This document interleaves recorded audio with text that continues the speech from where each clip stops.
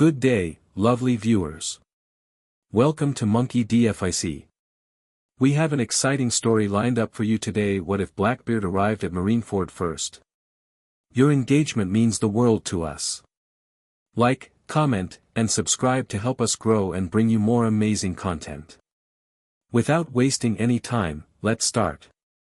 Chapter 1, The Betrayer's Gambit. The massive raft cut through the fog, its black flags barely visible in the pre-dawn gloom. Marshal D. Teach stood at the bow, his wide grin gleaming in the darkness as Marineford's silhouette emerged from the mist. The massive Marine headquarters fortress rose from the bay like a sleeping giant, unaware of the approaching predator. Zay-ha-ha. Blackbeard's laugh pierced the silence. Look at boys. All that power, all those self-righteous bastards, sitting pretty and waiting for the wrong pirate. Doc Q coughed violently from his perch atop his sickly horse. You sure about this, Captain? The Marines are expecting Whitebeard. They've gathered their full force. That's exactly why we're here. Blackbeard turned, his massive frame blocking the view of Marineford. They're so focused on the old man they won't see us coming. By the time Whitebeard shows up, we'll have already changed everything. Shiryu of the Rain flicked his cigarette into the sea. And Fire Fist Ace? Ace is just bait in a much bigger trap. Blackbeard tapped his chest. I didn't spend decades hiding on Whitebeard's ship just to play small.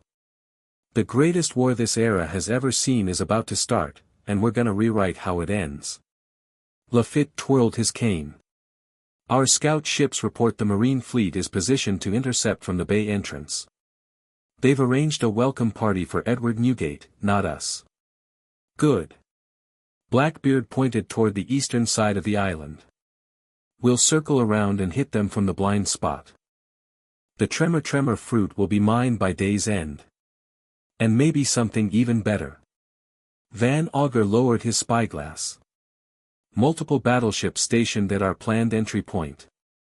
Observation hockey confirms at least 3 vice admirals aboard. Blackbeard's grin widened.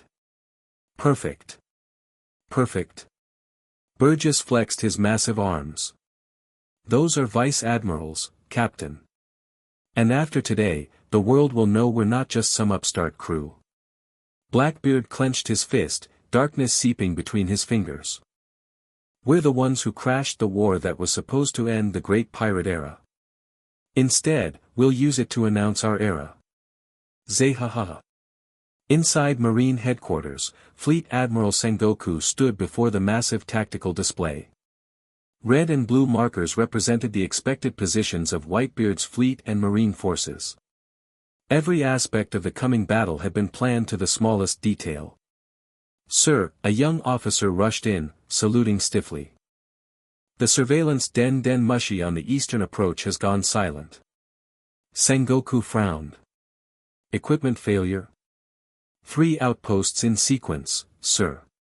Pattern suggests deliberate sabotage. Admiral Kizaru lounged in a chair nearby. Oh. A sneaky advance party perhaps? How scary, Sengoku's eyes narrowed. Dispatch a reconnaissance unit immediately. And get me Admiral Akiji. No need. The temperature dropped as Akiji sauntered into the room, frost forming with each lazy step. Already heard. Want me to check it out? Garp looked up from where he'd been dozing. Could be nothing. Could be everything. It's not Whitebeard's style, Sengoku mused. He'll come straight at us, full power, no subterfuge. Unless it's not Whitebeard, Akiji suggested, scratching his head. Awful lot of pirates might want to crash this party. Sir. Another messenger burst through the door. Emergency report from Battleship Unit East. They're under attack. It's the Blackbeard pirates. The room went silent. Sengoku's tactical mind immediately processed the implications. Kizaru whistled low. My, what an inconvenient guest. Blackbeard? Garp stood up, his face hardening. That treacherous dog who murdered his own crewmate. Who handed Ace to us? Sengoku slammed his fist on the table. He's after something. This isn't random. He turned to Akiji. Go. Assess and contain. Do not let him disrupt our plans. What about Whitebeard? An officer asked. Whitebeard will come regardless. Nothing changes. Sengoku's voice grew cold. We just need to deal with an extra rat before the main event. As Akiji headed for the door, Garp called after him. Kuzan. That man has the power of darkness itself. Don't underestimate him. Akiji nodded. So troublesome, but understood. The marine battleship exploded from within, its mast toppling as darkness erupted from the deck. Marines scattered in terror as Blackbeard stood at the center of the destruction, pulling everything into his gravity well. Black hole, he roared, and the ship began to collapse inward, wood splintering and metal groaning as it was crushed by the immense gravitational force. Vice Admiral Dalmatian leapt through the air, his body partially transformed into a Dalmatian-human hybrid. You've made a fatal error coming here, Blackbeard. Burgess intercepted him mid-air with a clothesline that sent the Vice Admiral crashing through the ship's remains. Why ha. Too slow. Lafitte danced between Marine soldiers, his cane flashing as he took down one after another with precise strikes. My, such poor hospitality for uninvited guests. Van Auger stood on the raft, picking off fleeing Marines with impossible shots that curved around obstacles. No survivors to report our position. Captain's orders. Blackbeard absorbed a cannon blast directly into his darkness, laughing as the explosive force disappeared into the void. That's right. Throw everything you've got at me. Vice Admiral Momonga appeared behind Blackbeard, his sword slicing toward the pirate's neck. Die, traitor. Shiryu's blade intercepted with a clash of hockey-infused steel. Sorry, but cutting off heads is my specialty. Their swords locked as Shiryu grinned. Though I might let you live to tell Sengoku who's coming. We already know about Whitebeard, Momonga growled. Not him. Shiryu kicked the Vice Admiral back. Us. Blackbeard crushed the remaining Marines with a gravity pull that slammed them together in a broken heap. Leave one ship intact. We need a proper entrance to Marineford. Doc Q threw disease-laced apples among the wounded Marines. Death or survival, it's all a matter of luck today. Within minutes, the entire Eastern Patrol fleet had been decimated. Only a single battleship remained, which Blackbeard's crew quickly commandeered. Raise our flag. Blackbeard ordered as they boarded the vessel. I want everyone to know exactly who's crashing this execution. As his crew prepared the stolen battleship, Blackbeard walked to the bow, staring toward Marineford with hungry eyes. Fire Fist Ace. Whitebeard, and all those self-righteous Marine bastards. Everything I've worked for comes together today. The wind picked up, pushing them toward Marineford as if fate itself was eager for the coming chaos. On the Moby Dick, Whitebeard sat in his massive chair, medical equipment monitoring his deteriorating health. His commanders stood around him, tension evident in their postures. Marco the Phoenix approached, his normally lazy expression replaced with urgency. Pops, we just got word from our scout ships. Something's happening at Marineford. Whitebeard took a long drink from his sake cup. The Marines preparing their welcome party? No. It's Blackbeard. He's attacking the eastern side of Marineford. The cup shattered in Whitebeard's massive hand. Teach. The other commanders reacted with shock and rage. That traitor. Josu's arm crystallized into diamond as his anger rose. What's he playing at? Going after Ace again? Vista suggested, hand on his sword hilt.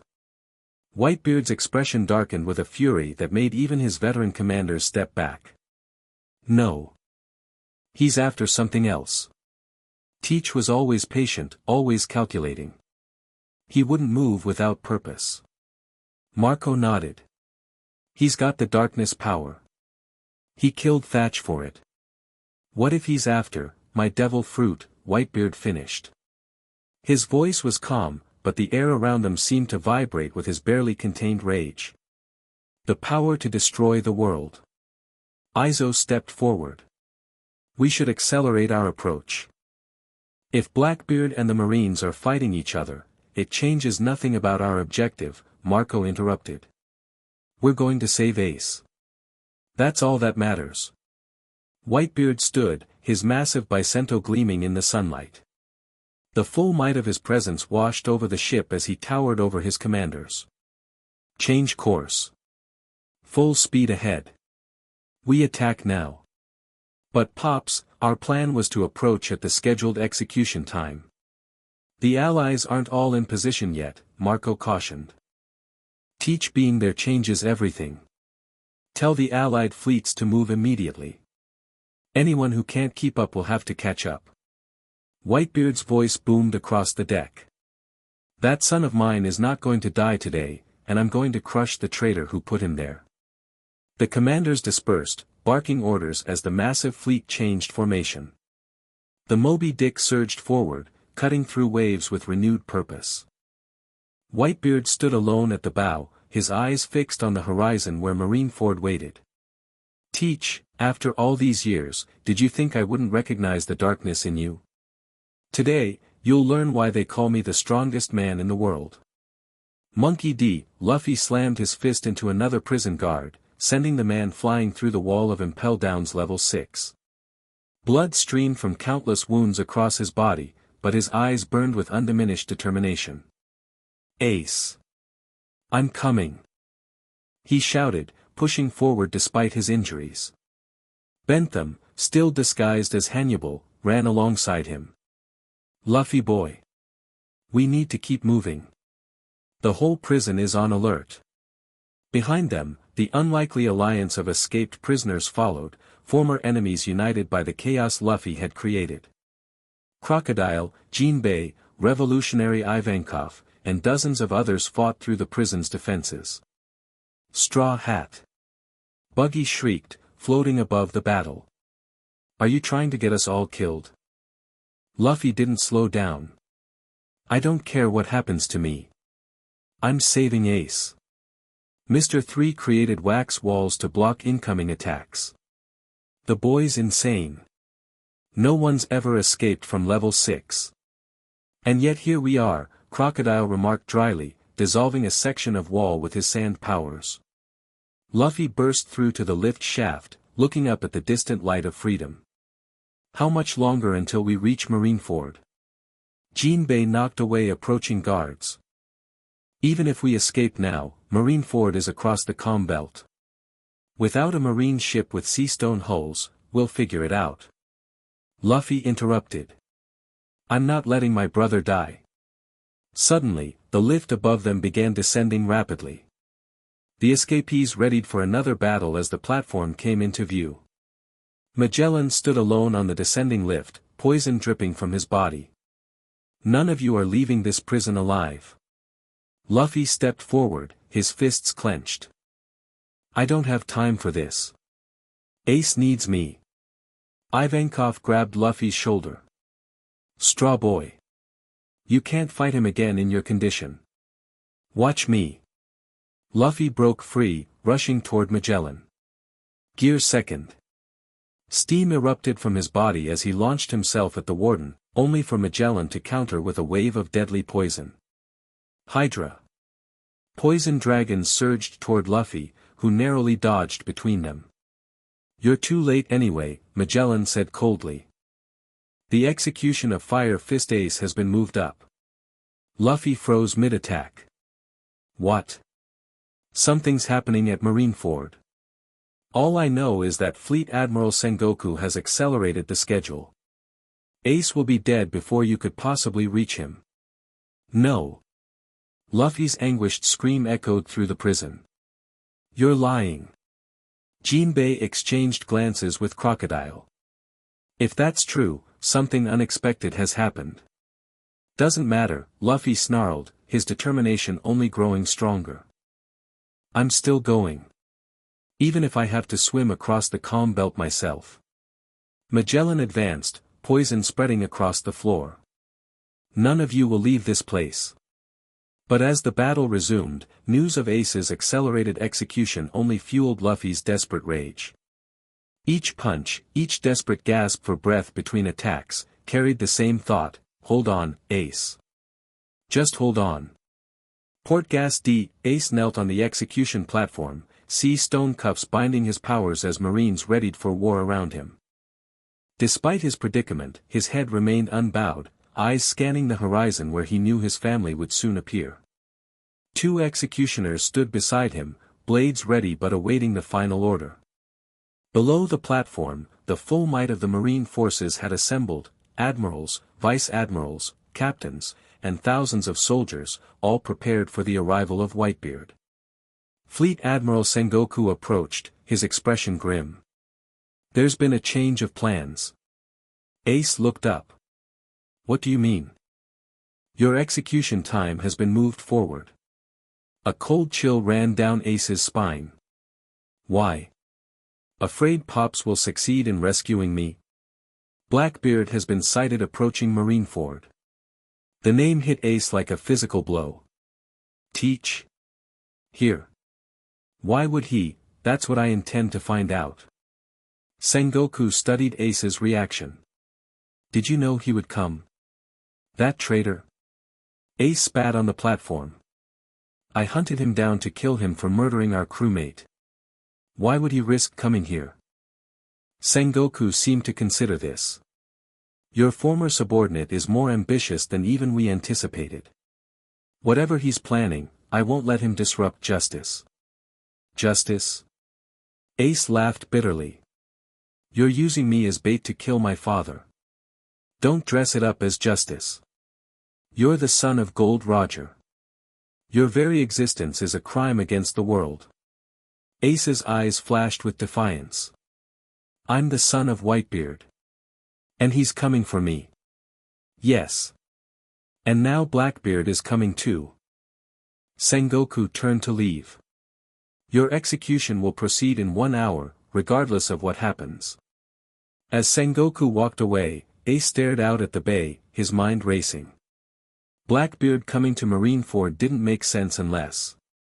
He's after Pops, Ace whispered to himself, the realization hitting him like a thunderbolt. The tremor fruit. That's what he wants. Ace pulled against his restraints, desperation growing. His family was sailing into an even more dangerous trap than they realized. And there was nothing he could do to warn them. Admiral Akiji rode his ice bicycle across the water, frost spreading beneath him as he approached the eastern shore of Marineford. Marine reinforcements followed in battleships, rushing to contain the unexpected threat. He stopped at the sight before him. 5 marine battleships floated as broken husks, their crews decimated. One remaining ship advanced toward Marineford, now flying the flag of the Blackbeard pirates. What a pain, Akiji muttered, stepping off his ice bicycle. He raised his hand, ice crystals forming around his fingers. Ice Age. The sea between him and the stolen battleship began to freeze, a wave of ice rushing toward Blackbeard's approaching vessel. On the battleship, Lafitte noticed first. Captain, we have company. Admiral-level company. Blackbeard laughed, stepping to the railing. Right on time. Kuzan himself comes to greet us. The ice reached their ship, freezing it in place as Akiji walked calmly across the frozen sea toward them. Marshal D. Teach, Akiji called, his breath visible in the suddenly frigid air. You've chosen a poor time to make your move. Have I? Blackbeard's voice boomed across the ice. Or is this exactly the right moment? When else would all the world's greatest powers be gathered in one place? Akiji stopped 100 yards from the frozen ship. Whatever you're planning, it ends here. Ice block, partisan. Spears of ice shot from Akiji's hands, streaking toward the Blackbeard pirates. Van Augur shot several from the air while Shiryu sliced through others. One impaled Doc Q's horse, which collapsed with a pitiful whinny. Blackbeard thrust his hand forward. Black vortex. A swirling darkness erupted from his palm, pulling the remaining ice spears into its void. The darkness grew, spreading across the ice toward Akiji. Interesting, Akiji murmured. He placed his hand on the ice, sending a counterwave of freezing cold to clash with the approaching darkness. The two devil fruit powers met with a thunderous crack, ice shattering and darkness swirling in a chaotic display. Blackbeard laughed. Zehaha. The Ice Man himself. Show me what an admiral can do. Ice time. Akiji's body transformed into ice, shattering as Burgess's massive fist crashed through it. The ice fragments reformed behind the wrestler, Akiji reappearing completely unharmed. Ice saber, Akiji formed a blade of ice and slashed at Burgess, who barely dodged the attack. Captain. He's too much for me alone. Burgess called. Then let's show him what we can really do, Blackbeard grinned, darkness pooling around his feet. Everyone attack at once. Don't give him room to breathe. The Blackbeard pirates launched a coordinated assault. Van Augur's bullet streaked toward Akiji from impossible angles. Shiryu vanished with his clear fruit powers, his invisible blade seeking the admiral's back. Lafitte took to the air, hypnotic patterns flashing from his cane. Akiji responded with casual efficiency, his Logia abilities letting him avoid most attacks. Ice time capsule. A dome of ice erupted around him, blocking the assault momentarily. When it shattered outward, Akiji was gone, reappearing behind Van Augur with an ice dagger pressed to the sniper's throat. Surrender now, Akiji said coldly. Sorry, Van Augur replied. But our captain doesn't believe in backing down. Black hole. The ice beneath Akiji's feet suddenly shattered as dark energy pulled everything toward Blackbeard. The admiral was caught off guard, his footing lost as the gravitational force yanked him forward. Akiji recovered mid-air, transforming into ice to slow his trajectory toward the darkness. Ice wall. A massive barrier formed between him and Blackbeard, only for darkness to consume it chunk by chunk. Your Logia powers won't save you from me, Admiral.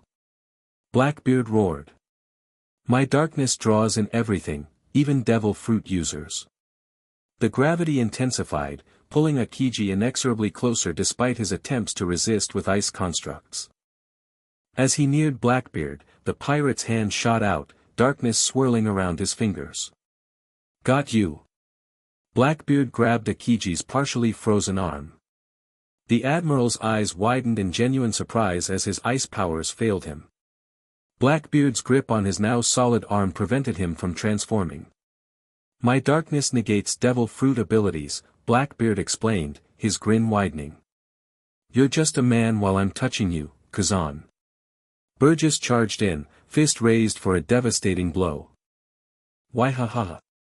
Finish him, Captain. At the last possible second, Akiji channeled armament hockey into his free hand, forming an invisible shield that blocked Burgess's attack. The impact still sent him flying backward, breaking Blackbeard's grip. Free from the nullifying touch, Akiji immediately transformed his entire body into ice, reforming at a safer distance. Impressive, Akiji acknowledged, his usual laziness replaced by focused caution. That power is indeed troublesome.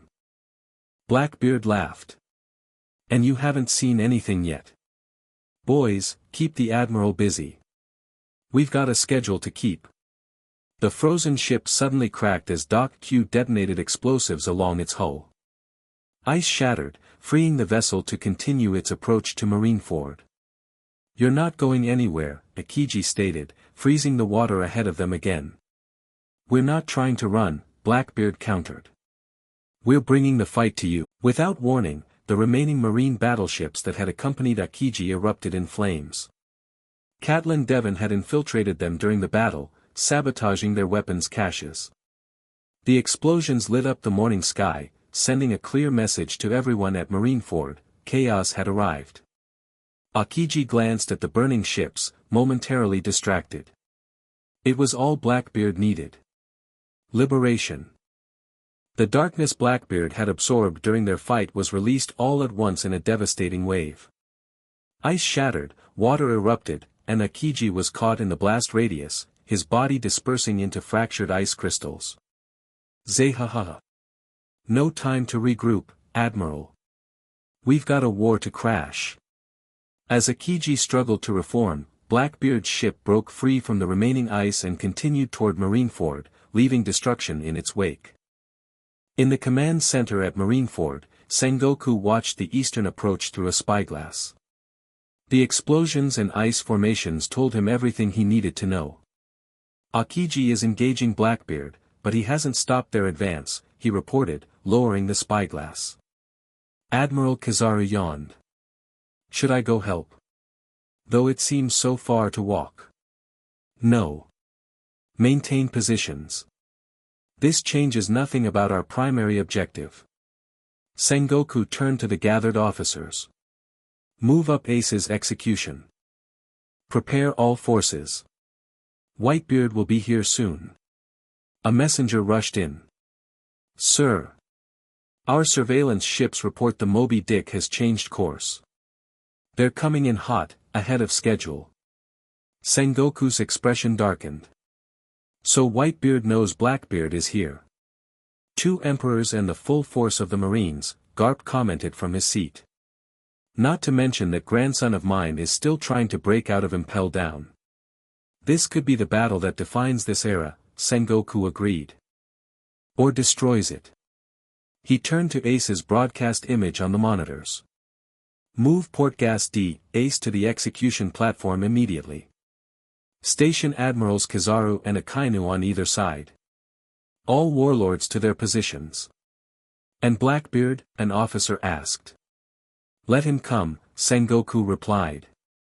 If he wants to die alongside Whitebeard, we'll accommodate him. On the stolen marine battleship, Blackbeard stood at the bow as Marineford grew larger in their view. Behind them, Admiral Akiji had finally reformed, but remained watching from a distance, assessing rather than pursuing. He's letting us go, Shiryu noted, lighting a fresh cigarette. Not letting us go, Blackbeard corrected. Leading us in. They want us all in one place, me, Whitebeard, all of us. Captain, Lafitte called from the crow's nest. Marine forces are mobilizing on the bay. They're bringing Fire Fist out early. Blackbeard's eyes narrowed. Sengoku's adapting. Smart man. What's our plan once we land? Van Augur asked, reloading his rifle. Create chaos. Fight whoever's closest. When Whitebeard arrives, stay clear of his direct attacks. Blackbeard's face grew serious. I'll handle the old man myself when the time is right. The crew exchanged glances. Even for them, facing Whitebeard seemed suicidal. You really think you can take him? Burgess asked. He's not called the strongest man in the world for nothing. I don't need to beat him at full strength, Blackbeard replied. This war will weaken him. Marines, warlords, us, he'll be fighting everyone. And when he's vulnerable. His hand clenched into a fist, darkness swirling between his fingers. That's when I'll take what I came for. The ship approached the edge of Marineford's bay, cannon fire from defensive positions already beginning to target them. They're not giving us a warm welcome, Doc Q coughed.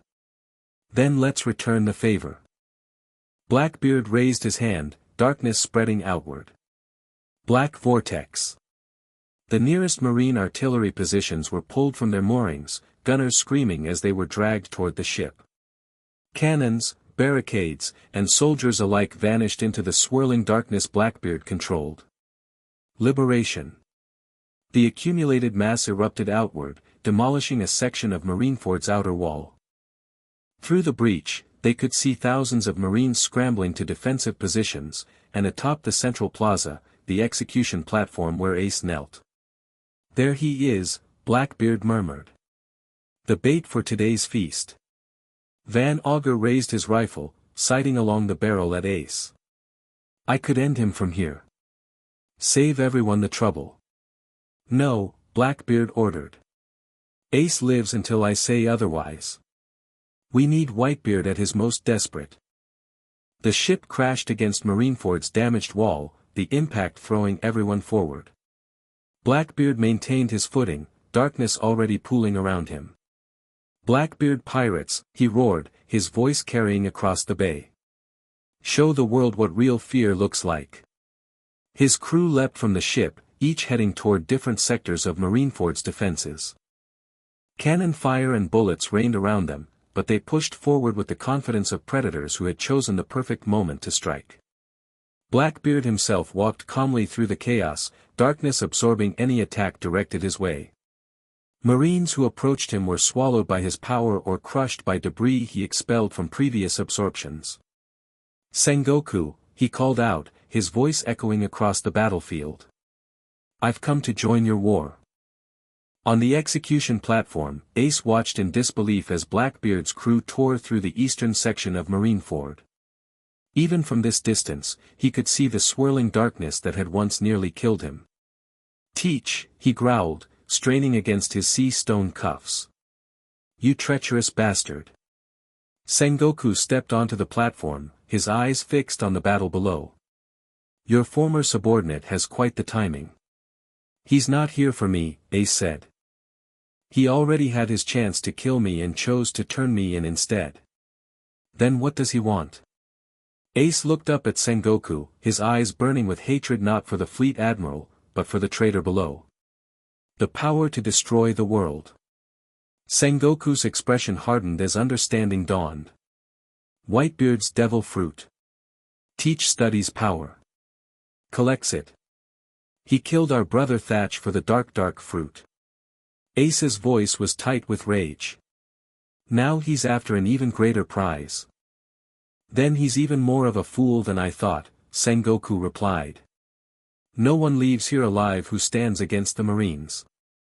Below them, Vice Admiral Rance charged toward Blackbeard, his giant frame towering over the pirate. Blackbeard simply raised his hand, darkness swallowing the massive attack before sending Rance flying backward with a devastating counterattack. Ace watched Blackbeard's methodical advance. The traitor wasn't rushing toward the execution platform. He was positioning himself for something else, establishing control of a section of the battlefield while waiting. "He knows Pops is coming," Ace realized aloud. "He's setting a trap." Sengoku studied the battle with calculating eyes. "Two birds with one stone. Eliminate Whitebeard and take his power." "You can't let that happen," Ace urged. "Teach with the tremor fruit would be worse than anything you can imagine. Which is why none of you will leave this place alive." Sengoku nodded to the executioners. "Prepare to carry out the sentence on my command." Ace closed his eyes, focusing his haki to sense beyond the confines of Marineford. Somewhere out there, his family was coming. And with them, the greatest war of this era was about to truly begin. In the frozen section of ocean where Akiji had battled Blackbeard, a massive ship burst through the ice. The Moby Dick led Whitebeard's fleet, breaking through the frozen obstacle without slowing. "Pops!" Marco called, pointing ahead. "Marineford is in chaos. Looks like Teach has already engaged the Marines." Whitebeard stood at the bow, his bicento gleaming in the sunlight. "Then we add our chaos to theirs.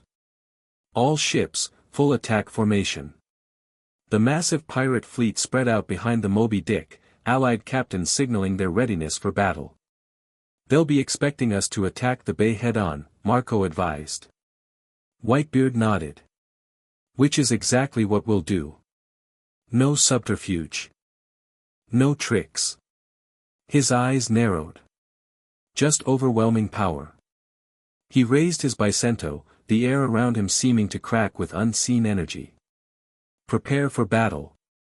The Moby Dick accelerated toward Marineford, where smoke now rose from multiple points along the fortress walls. Ahead, they could see the execution platform where Ace awaited death, and the swirling darkness that marked Blackbeard's position on the battlefield. Whitebeard's expression was terrifying in its calm. Teach thought betraying me was his greatest achievement. Today, he learns it was his fatal mistake. Monkey D. Luffy collapsed to his knees, blood pooling beneath him as Magellan's poison corroded his skin. Around him, his unlikely allies continued fighting, but the situation was becoming desperate. Straw Hat. Jinbei shouted, fighting his way toward the fallen pirate. We cannot falter now. Ace. Luffy gasped, struggling back to his feet. I'm not giving up. Crocodile sand swirled around them, creating a momentary barrier against Magellan's advancing poison. This is pointless. The boy can barely stand. Emporio healing hormone. Ivankov plunged his fingers into Luffy's body, injecting stimulants that forced the young pirate back to consciousness. This will keep you going, but your body can't take much more. Luffy's eyes snapped open, his determination undiminished despite his failing body. I don't care what happens to me. Ace is all that matters. With a roar, he charged toward Magellan again, his gear second activated despite the toll it took on his poisoned body.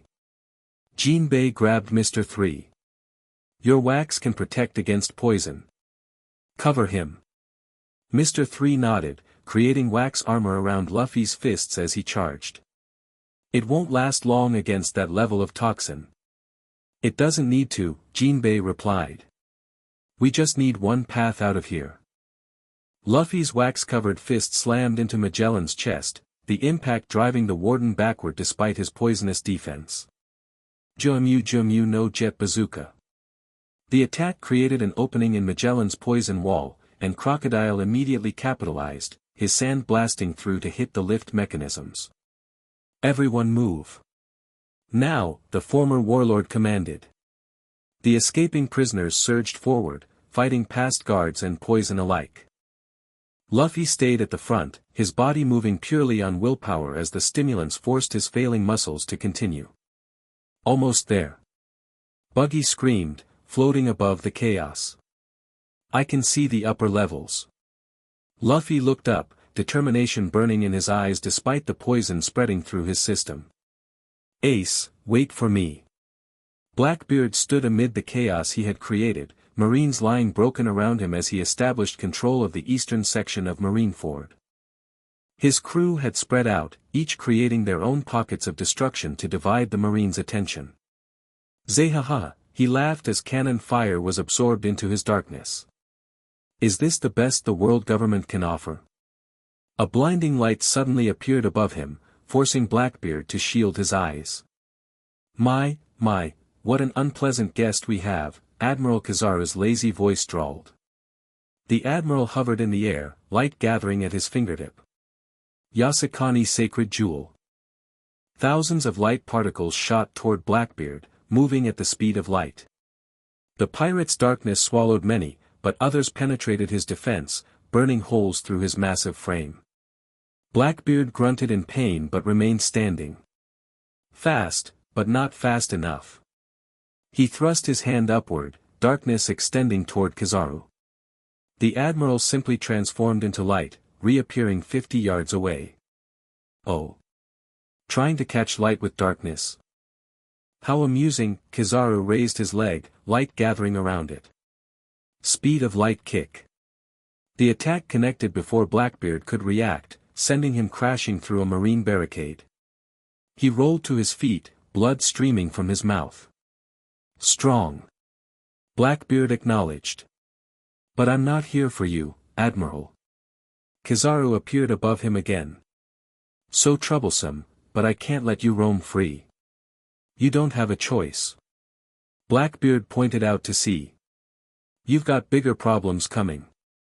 Kizaru glanced toward the bay, where the unmistakable silhouette of the Moby Dick had appeared on the horizon.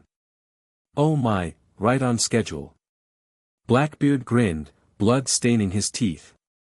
This war just got interesting.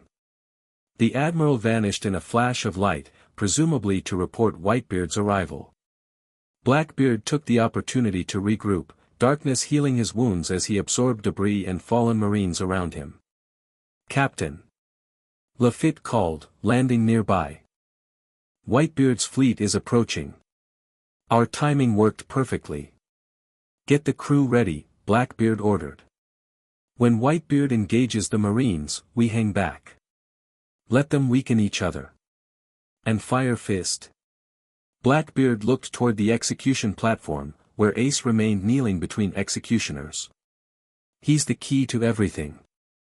As long as he's up there, Whitebeard will throw everything he has at saving him. Shiryu appeared, his blade stained with blood. The Marines are repositioning. Focusing more forces toward the bay. Good. Blackbeard's eyes gleamed with anticipation. Let the real war begin. Sengoku stood at the edge of the execution platform, watching as Whitebeard's fleet appeared on the horizon. Below, Blackbeard's unexpected attack had disrupted their formation, but the Marines were regrouping quickly. Sir, Akiji reported, arriving frost-covered and grim. Blackbeard is stronger than anticipated. His darkness power nullifies devil fruit abilities on contact. I'm aware, Sengoku replied. But he's not our primary concern right now. The fleet admiral raised his den mushi. All forces. Whitebeard approaches. Execute battle plan absolute and immediately. Throughout Marineford, Marines rushed to their positions. The massive cannons along the bay rotated toward the approaching fleet, while battleships formed a blockade across the entrance. Is my grandson still an impel down? Garp asked, joining Sengoku on the platform. Last report says he's fighting Magellan on level 4. He won't make it here in time. Garp looked at his grandson's blood brother, kneeling nearby. Good. This is going to be bad enough without that idiot throwing himself into the mix. Sengoku nodded to the executioners. Be ready. When I give the signal, Ace dies immediately. No hesitation. On the platform, Ace raised his head, feeling the familiar presence of his father approaching. Despite his situation, a small smile crossed his face. They're coming, he whispered. The sea before Marineford began to bulge upward, rising in an impossible dome that grew larger by the second. Marine battleships stationed at the bay entrance tilted precariously as the water beneath them was drawn into the growing swell. On the Moby Dick, Whitebeard stood with his hand extended, the air around him seeming to shatter as he used his devil fruit power. Gura Gura no Mi, Marco murmured, watching his captain's power manifest. The power to destroy the world. The water continued rising until it towered over Marineford's walls, casting a shadow across the entire fortress. Marines stared up in terror at the tsunami poised to crash down upon them. Whitebeard clenched his fist. Let them feel the power they sought to challenge. The massive wave collapsed, rushing toward Marineford with devastating force. Akiji leapt into action, freezing the tsunami before it could strike, creating a massive wall of ice that surrounded the bay. Ice Age, the admiral called, his power barely containing Whitebeard's attack. The Moby Dick crashed through the frozen wave, Whitebeard's power shattering the ice as his ship advanced. Behind him, his allied fleet spread out, attacking the marine blockade from multiple angles. Pops! Ace shouted from the execution platform, his voice carrying across the battlefield. Whitebeard looked up, spotting his son. Even at this distance, their eyes met in a moment of understanding. The old pirate nodded once, a silent promise that death itself couldn't prevent him from saving his child. All forces. Whitebeard's voice boomed, amplified by his power. Save Ace at all costs. The war for Ace's life had truly begun. Blackbeard watched from his position as Whitebeard's forces engaged the Marines. The battlefield had transformed into chaos, with pirates and Marines clashing across Marineford's plaza. Now we wait, he told his crew. Let them wear each other down. Van Augur lowered his rifle after sniping another vice admiral.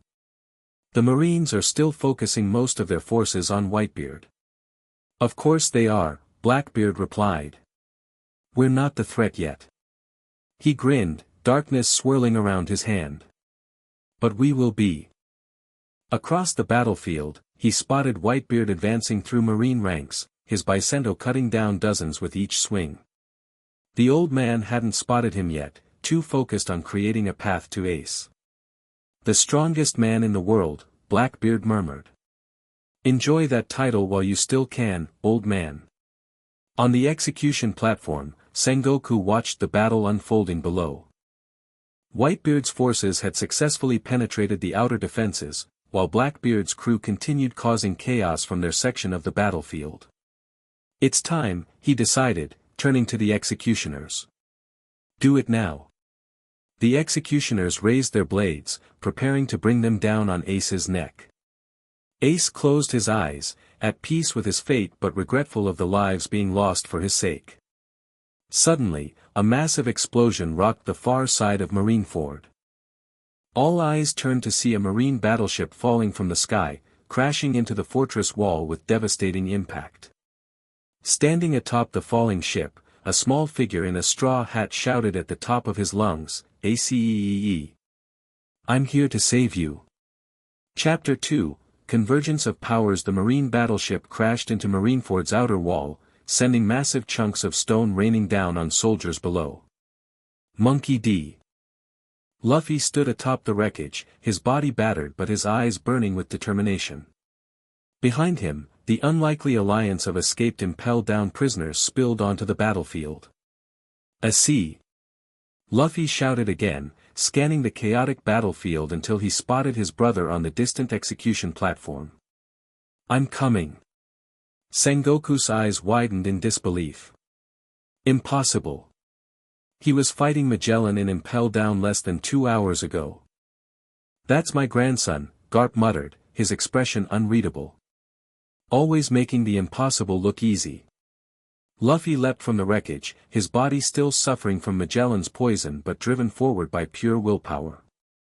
Gear second. Steam erupted from his skin as he launched himself into the fray. Marines rushed to intercept him, only to be scattered by Jinbei's fishman karate. "This way, Luffy-kun," the former warlord called, clearing a path through the chaos. Crocodile sand swept across the battlefield, creating additional confusion among the marine ranks.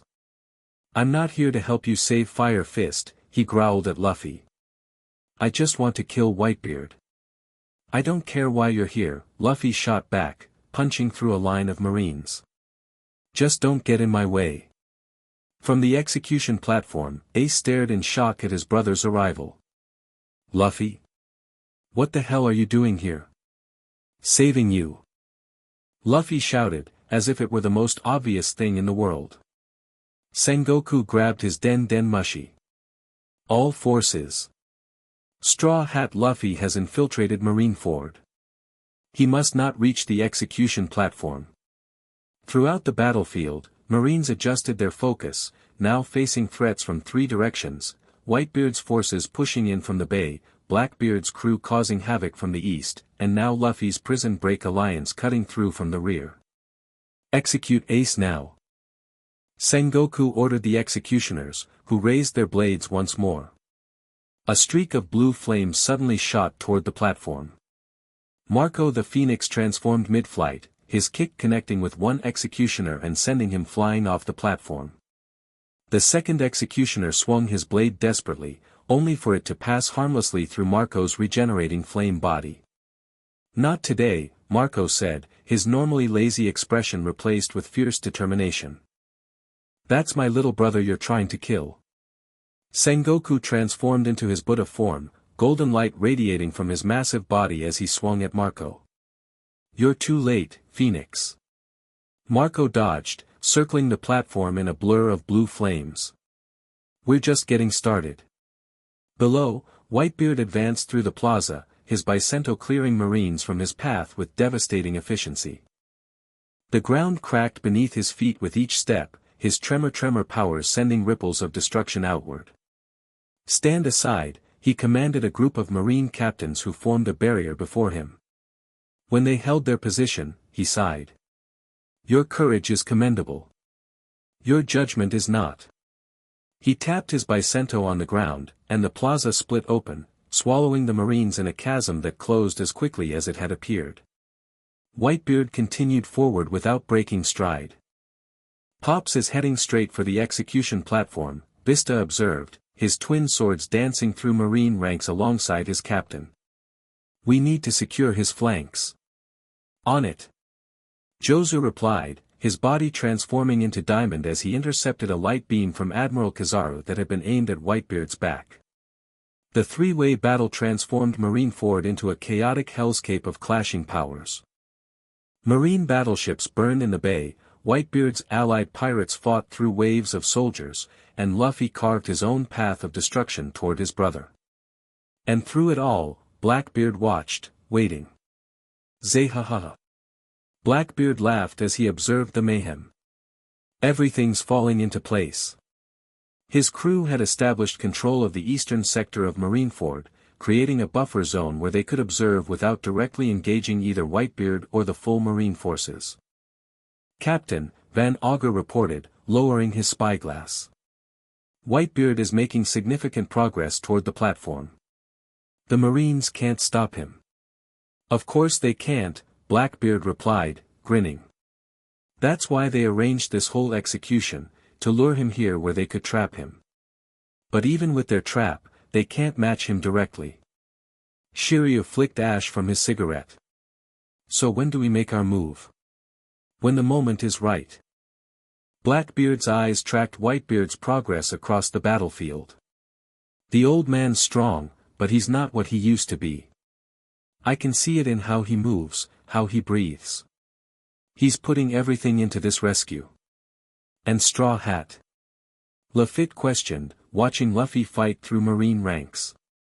An unexpected bonus, Blackbeard chuckled. More chaos works in our favor. Let him wear down the Marines too. Doc Q coughed violently, blood speckling his lips. The admirals are moving to intercept Whitebeard. Blackbeard nodded. Now the real fight begins. Admiral Akainu stepped into Whitebeard's path, magma dripping from his fists. This is as far as you go, old man. Sakazuki, Whitebeard acknowledged, his eyes narrowing. Still hiding behind your absolute justice? Justice demands Ace's death. The blood of Roger cannot be allowed to live.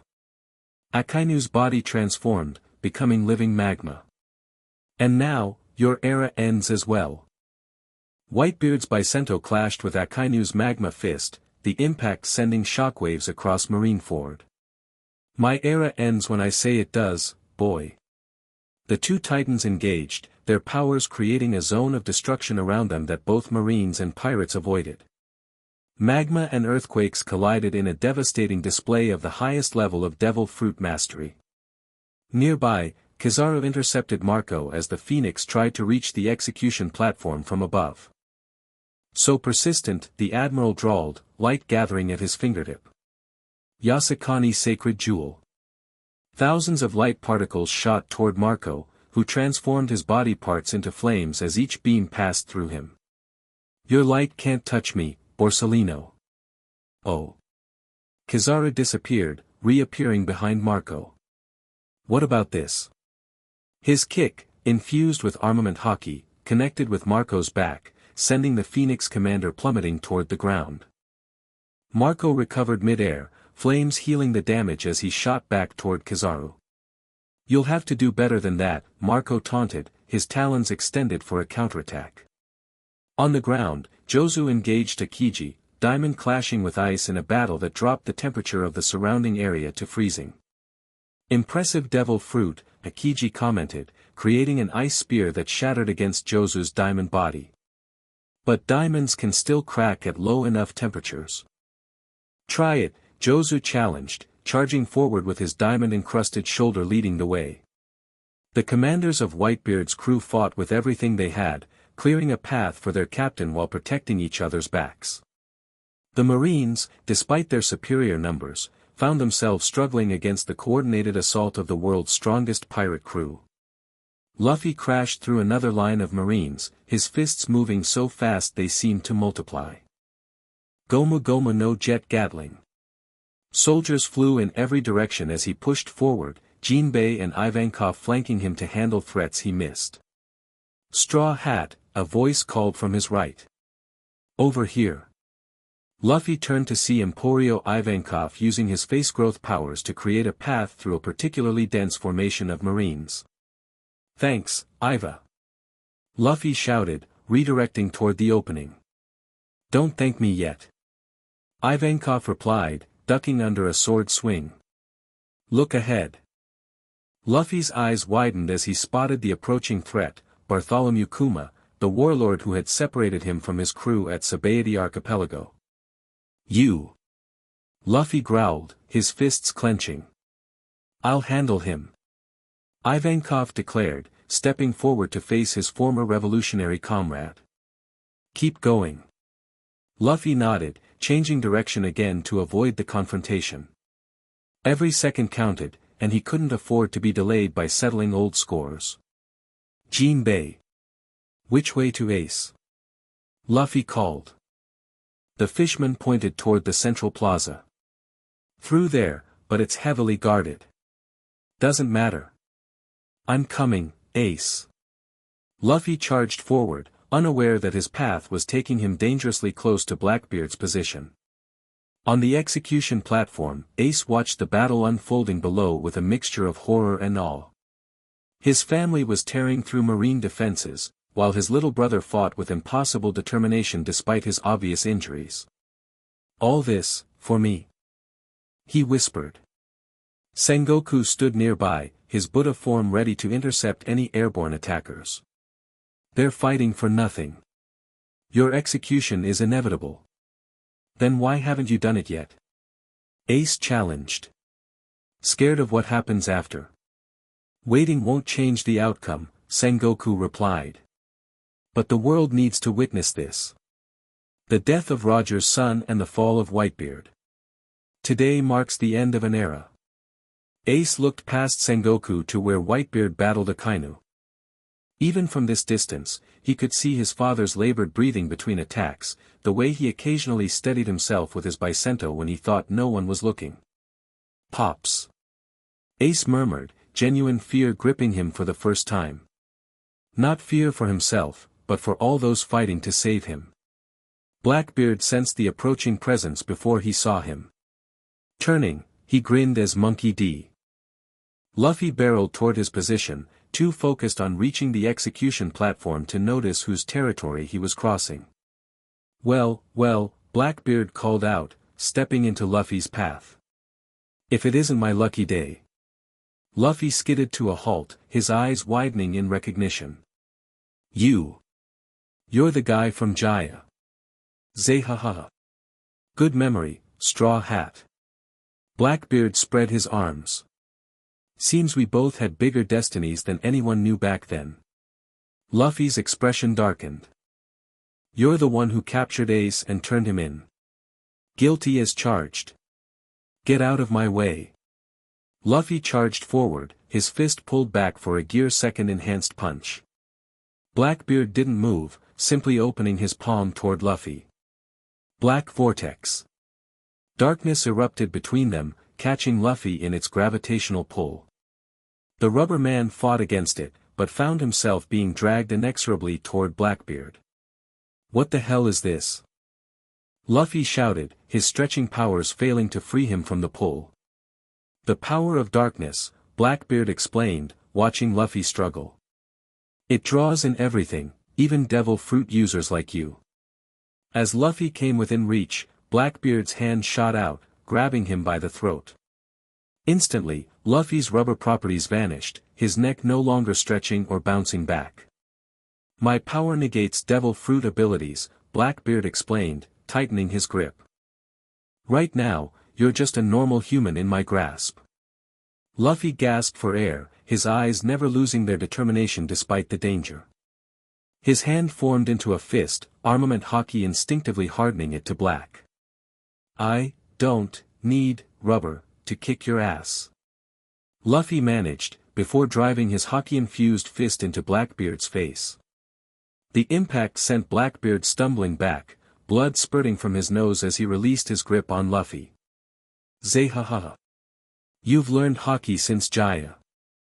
"Not bad, Straw Hat." Luffy dropped to one knee, catching his breath. "I don't have time for you. My brother needs me. Your brother is the reason we're all here, Blackbeard replied, wiping blood from his face. The son of the Pirate King, brother to the son of the revolutionary dragon. The blood in your family is something special, isn't it? Luffy's eyes widened. What are you talking about? Oh. You don't know. Blackbeard's grin widened. Ace is Gold Roger's son. That's why they're so eager to execute him. For a moment, Luffy looked genuinely shocked, but then his expression hardened again. I don't care who his father is. Ace is my brother. Touching, Blackbeard mocked. But family ties won't save him today. We'll see about that. Luffy charged forward again, this time anticipating the darkness and dodging to the side as Blackbeard tried to use his power. Gomu Gomu no Jet Bullet. His fist crashed into Blackbeard's gut, doubling the larger man over. Blackbeard coughed, but his grin never faltered. You hit hard for a rookie. But I'm not here for you today. Before their fight could escalate further, a massive explosion rocked the battlefield as Whitebeard's Bicento connected with Akainu's magma-covered body. The shockwave sent both Luffy and Blackbeard stumbling. Looks like the old man is getting serious, Blackbeard observed. Better save your strength for what's coming, Straw Hat.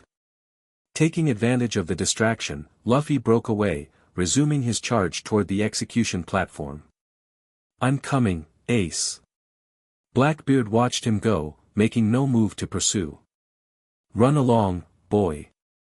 The real game is just beginning. Whitebeard felt the tremor in his chest before it manifested outwardly. A spasm of pain that he concealed behind a mask of determination. His Bicento swung again, forcing Akainu back several steps.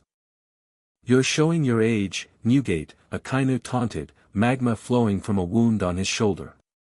And you're showing your limits, Sakazuki, Whitebeard countered, the ground beneath them cracking with his power. You cannot stop what's coming. Whitebeard glanced toward the execution platform, where Ace remained kneeling. Their eyes met briefly, a silent exchange between father and son. Then Whitebeard did something unexpected. He turned away from Akainu, leaving his back exposed as he began walking directly toward the execution platform.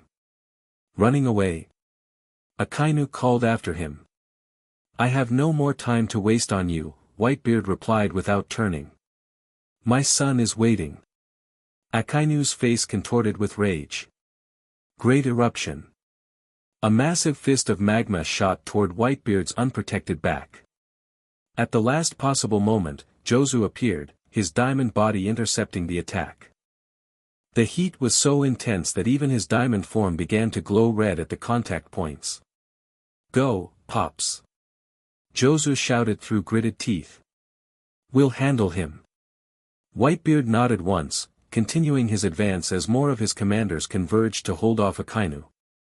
With each step, Whitebeard's power radiated outward, creating tremors that shook Marineford to its foundations. Marines scattered before him, their fear of the strongest man in the world overcoming their training.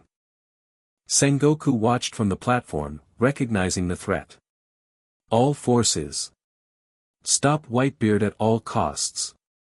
He cannot reach this platform.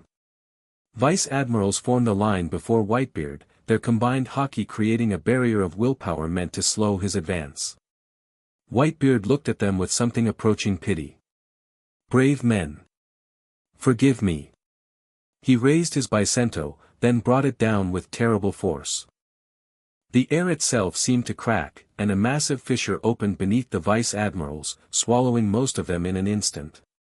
Those who avoided the chasm were blown back by the shockwave that followed, their bodies broken by the force of Whitebeard's attack. The path to the execution platform lay open. Blackbeard watched Whitebeard's inexorable advance with calculating eyes. Almost time, he murmured. Captain. Van Augur questioned. Look at the old man, Blackbeard instructed. See how he breathes between attacks. The tremors in his left hand that he's trying to hide. He's running on fumes. He's still tearing through Vice Admirals like they're nothing, Shiryu observed. That's Whitebeard, Blackbeard acknowledged. Even at death's door, he's the most dangerous man alive. His eyes gleamed with dark anticipation. For now. Lafitte twirled his cane. Shall we move into position, Captain? Not yet. Let him reach the platform first. Let him face Sengoku. Blackbeard's grin widened. Let him exhaust the last of his strength trying to save his precious son. Luffy battled through another wave of Marines, his body moving on pure adrenaline as the poison from Impel Down continued working through his system. Each breath burned, each movement sent spasms of pain through his muscles, but he pushed forward. Ace, he shouted, seeing his brother more clearly now as he neared the central plaza. I'm almost there. A shadow fell across his path as a massive figure landed before him, cracking the stone beneath his feet. Admiral Kizaru stood up lazily, light glinting off his yellow-striped suit. My. Monkey D. Luffy in person. How scary, Kizaru raised a finger, light gathering at the tip. But this is as far as you go.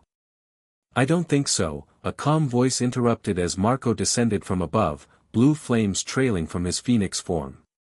Your fight is with me, Borsalino. Marco nodded to Luffy. Go, Straw Hat. Save our brother.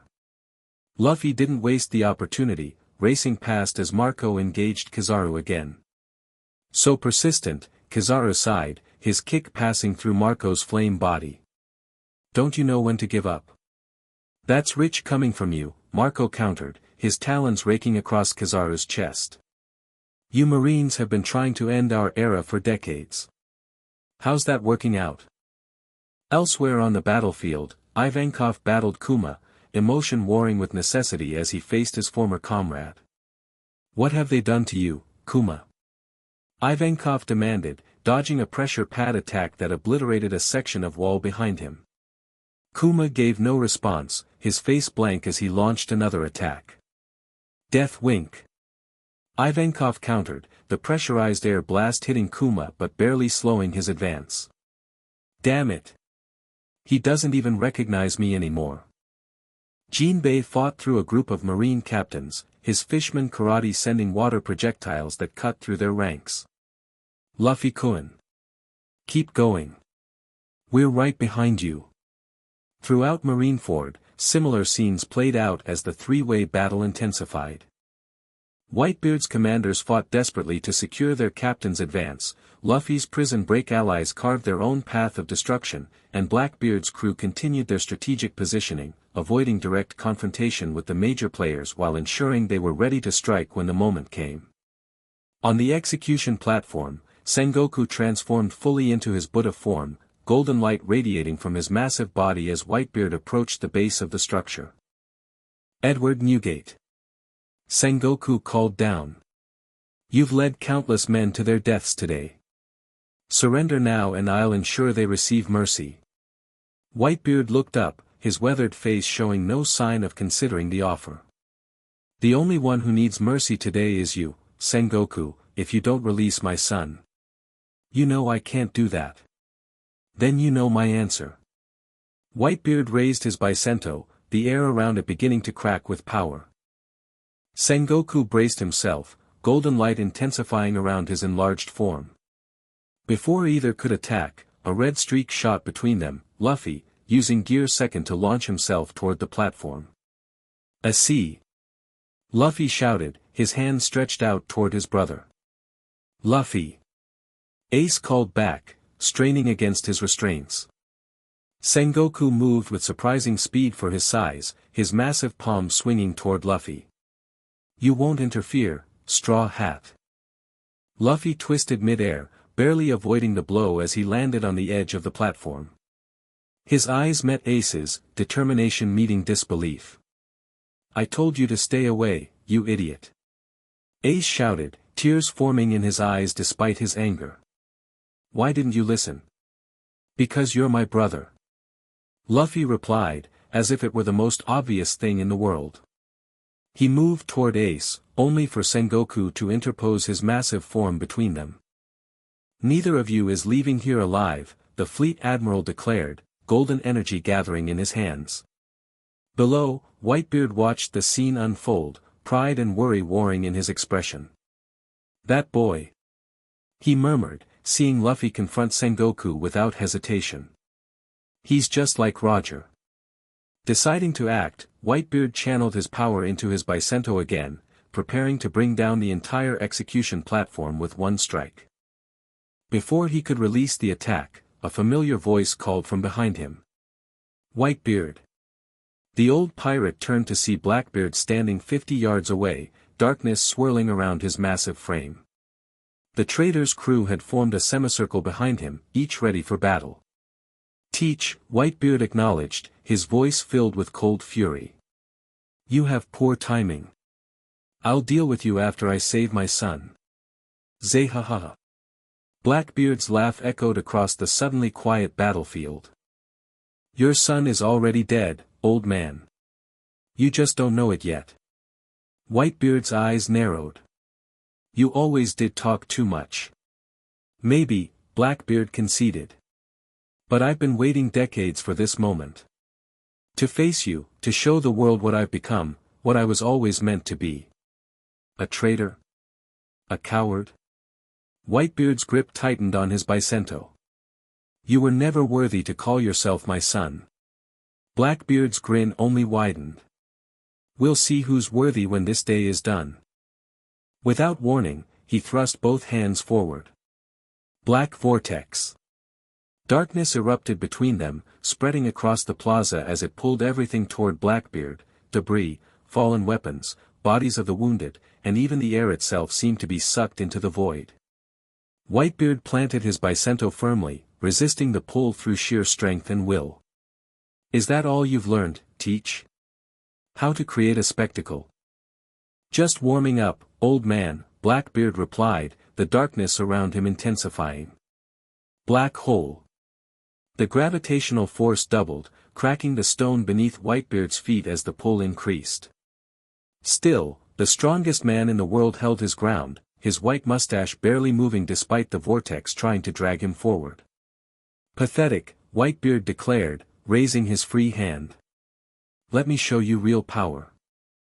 The air before his palm seemed to fracture, cracks appearing in reality itself as he activated his devil fruit. "Gura Gura no Mi." A shockwave erupted from his hand, cutting through Blackbeard's darkness like a knife through cloth. The ground between them split open, a fissure racing toward Blackbeard with devastating speed. Blackbeard's eyes widened as he barely managed to dodge, the chasm opening where he'd stood a moment before. "That's it. That's the power I want." "You'll never have it," Whitebeard replied, advancing despite the continued pull of Blackbeard's darkness.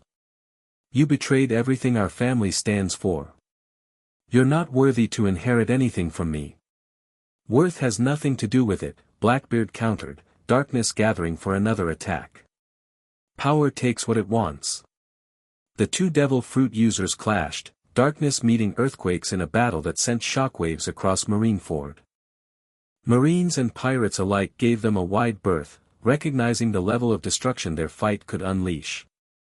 On the execution platform, Luffy used the distraction of Whitebeard and Blackbeard's confrontation to make another move toward Ace. "The key," he shouted to his brother. "I need to find the key to your cuffs. There isn't time." Ace replied, nodding toward Sengoku, who was recovering from his surprise at Blackbeard's attack. "You need to run, Luffy. Save yourself." "Not without you." Luffy insisted, reaching for his brother's restraints. Sengoku's massive hand swept toward him. "Enough of this. The execution proceeds now." Luffy barely dodged, rolling across the platform as Sengoku's blow shattered the wood where he'd been standing. The platform itself began to tilt dangerously, structural integrity compromised by the Admiral's attack. "I need a key." Luffy shouted to anyone who could hear. "Someone get me a key." Below, Mr. 3 heard Luffy's plea. The wax user had been fighting alongside the escaped prisoners, using his abilities to create barriers against marine attacks. "A key?" he muttered to himself. Or something just as good? Making a decision, Mr. 3 began fighting his way toward the execution platform, his wax powers creating stepping stones that allowed him to ascend despite the Marines trying to stop him. "Straw Hat," he called out. "I can help." Luffy spotted him climbing. "Hurry. They're going to kill Ace." On the platform, Sengoku had grabbed one of the executioner's blades himself, apparently deciding to carry out the sentence personally. "The bloodline of Gold Roger ends today." "No!" Luffy screamed, launching himself toward Sengoku with reckless abandon. Sengoku swatted him aside with his free hand, sending Luffy crashing into the railing. The young pirate coughed blood but immediately pushed himself back to his feet. "Candle wall!" Mr. 3 shouted, finally reaching the platform. Wax erupted between Sengoku and Ace, forming a barrier that momentarily halted the Fleet Admiral's blade. "Wax?" Sengoku growled. "You think this will stop me?" The barrier began to crack under the pressure of his attack, but it bought Mr. 3 enough time to reach Ace. "Candle key," he declared, his fingers transforming into wax that flowed into Ace's seastone handcuffs. "I can't break seastone, but I can create a key from the inside." "Hurry!" Luffy urged, holding off Sengoku with a barrage of gear-second punches that did little damage but kept the Admiral distracted. The wax inside the lock took shape, turning mechanisms that hadn't been designed to be picked. Mr. 3's face contorted with concentration as he manipulated his creation with precise control. "Almost, got it." He strained, sweat pouring down his face. Sengoku shattered the wax barrier, advancing on them with murderous intent. "You will not prevent justice." Gomu Gomu no Jet Stamp. Luffy's foot crashed into Sengoku's chest, barely slowing the massive Buddha form but buying a few more precious seconds. "There!" Mr. 3 exclaimed as the cuffs suddenly clicked open. Ace felt the seastone restraints fall away, and with them, the suppression of his devil fruit powers. Heat radiated from his body as flames began to dance across his skin. "Fire Fist Ace is free!" Someone shouted from below, and a cheer went up from the Whitebeard pirates even as they continued fighting. Sengoku roared with rage, his fist descending toward the now freed prisoner. "You will not escape." Ace moved with the speed and grace that had made him infamous, flames propelling him as he dodged the attack while grabbing both Luffy and Mr. 3. "Hold on!" he ordered, before flames erupted from his feet, launching all three of them off the platform just as Sengoku's fist destroyed what remained of the structure. They landed amid the chaos of the battle, Ace's flames forming a protective circle around them as Marines immediately converged on their position. "You actually did it," Ace said to Luffy, disbelief and gratitude warring in his voice. "You crazy little brother, you actually did it." Luffy grinned despite his injuries. "Told you I would." Their reunion was cut short as a wave of Marines attacked, forcing Ace to create a wall of flames to hold them back. "We need to get out of here," Ace said, scanning the battlefield.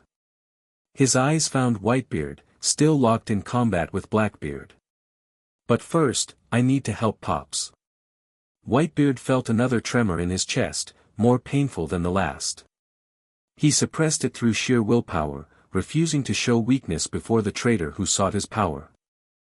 His Bicento swung again, forcing Blackbeard back several steps. "Getting tired, old man?" Blackbeard taunted, though his own breathing had grown labored. "You're not what you used to be." "I'm still more than enough for you," Whitebeard replied, the ground cracking beneath them with each clash of their powers. Suddenly, Whitebeard paused, his senses detecting a change in the battle. He glanced toward where the execution platform had stood, now a wreck of broken wood and twisted metal. But Ace was nowhere to be seen. "Looking for something?" Blackbeard asked, following his gaze. "Seems like Fire Fist got away while you were busy with me." A rare smile crossed Whitebeard's face. "My son lives." "For now," Blackbeard replied. "But the Marines won't let any of you leave Marineford alive." "That remains to be seen." Whitebeard straightened to his full height, ignoring the pain radiating through his body. Now that Ace is free, I can focus on you, Teach. No more distractions.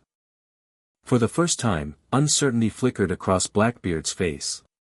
He had counted on Whitebeard being weakened by his efforts to reach Ace, had planned his attack accordingly. But now the full attention of the strongest man in the world was fixed solely on him, and despite his confidence in his own power, Blackbeard felt a tremor of fear. "Black Vortex," he shouted, darkness erupting between them once more. This time, Whitebeard didn't resist the pull. Instead, he allowed it to draw him forward, his Bicento leading the way as he charged straight into the darkness. Blackbeard's eyes widened in shock. No one had ever willingly entered his darkness before. "What are you?" The Bicento emerged from the void first, its blade catching Blackbeard across the chest before he could react. Blood sprayed as the weapon cut deep, and Blackbeard screamed in pain. Whitebeard followed his weapon through the darkness, his massive fist already cocked back for a devastating blow. "This is for Thatch." The punch connected with Blackbeard's face, sending the traitor flying backward into a section of wall, which collapsed around him in a cloud of dust and debris. "Captain!"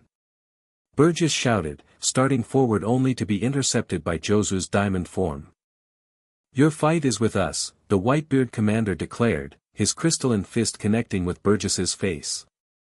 The other Blackbeard pirates found themselves similarly engaged as Whitebeard's commanders converged, preventing them from aiding their captain. Blackbeard pulled himself from the rubble, blood streaming from his nose and mouth. His chest wound was serious but not fatal, his abnormal body constitution had saved him from what would have been a killing blow for most men. "You've still got it, old man," he acknowledged, spitting blood. "But I'm not done yet." "Yes," Whitebeard replied, advancing on him with deadly purpose. "You are." Before Blackbeard could respond, the ground beneath him exploded upward as Whitebeard activated his devil fruit powers. The shockwave sent Blackbeard hurtling into the air, his darkness powers momentarily useless against the indirect attack. Whitebeard leapt after him, moving with speed that belied his age and size, Bicento raised for a finishing blow. Pops! The familiar voice cut through Whitebeard's concentration. He turned mid-air to see Ace running toward him, flames trailing behind as he fought through marine ranks to reach his father. "Ace!" Whitebeard called back, joy and relief overwhelming his fury at Blackbeard. It was only a moment's distraction, but it was enough. Blackbeard, still airborne, thrust both hands forward. Black hole. Darkness erupted around Whitebeard, catching him in mid-air where he couldn't brace against the pull. For the first time in their battle, the old pirate found himself fully in Blackbeard's gravitational trap. "Got you!" Blackbeard crowed as they both fell back to earth, the darkness pulling Whitebeard inexorably toward him. They crashed to the ground together, Blackbeard immediately reaching out to grab Whitebeard's arm, nullifying his devil fruit powers on contact. "My darkness negates all devil fruit abilities," Blackbeard reminded him, his grip tightening. "Even yours, old man." Whitebeard's free hand formed into a fist, armament hockey turning it black as he swung at Blackbeard's head. But the younger pirate had anticipated this, using his darkness to pull debris into the path of the punch. Cannon fragments, broken swords, and shattered stone intercepted the blow, many shattering from the force but collectively absorbing enough impact to protect Blackbeard from the worst of it. "You're not the only one who can fight without a devil fruit," Blackbeard taunted, his own hockey-infused fist driving into Whitebeard's side.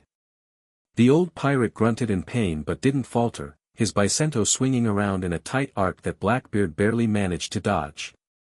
"Pops!" Ace shouted again, closer now. "I'm coming." "Stay back, Ace." Whitebeard ordered, never taking his eyes off Blackbeard. "Get to the ships. Retreat with your brothers." "Not without you." Ace insisted, flames erupting around him as he fought toward his father. Blackbeard's eyes darted between Whitebeard and the approaching Ace, calculation replacing pain in his expression. How touching. Father and son, reunited at last. Your fight is with me, Teach, Whitebeard growled. Leave my son out of this. But he's so important to you, Blackbeard replied, his grin returning despite his injuries. The son you were willing to start a war for. The son you'd die for. Something in Blackbeard's tone sent a chill through Whitebeard.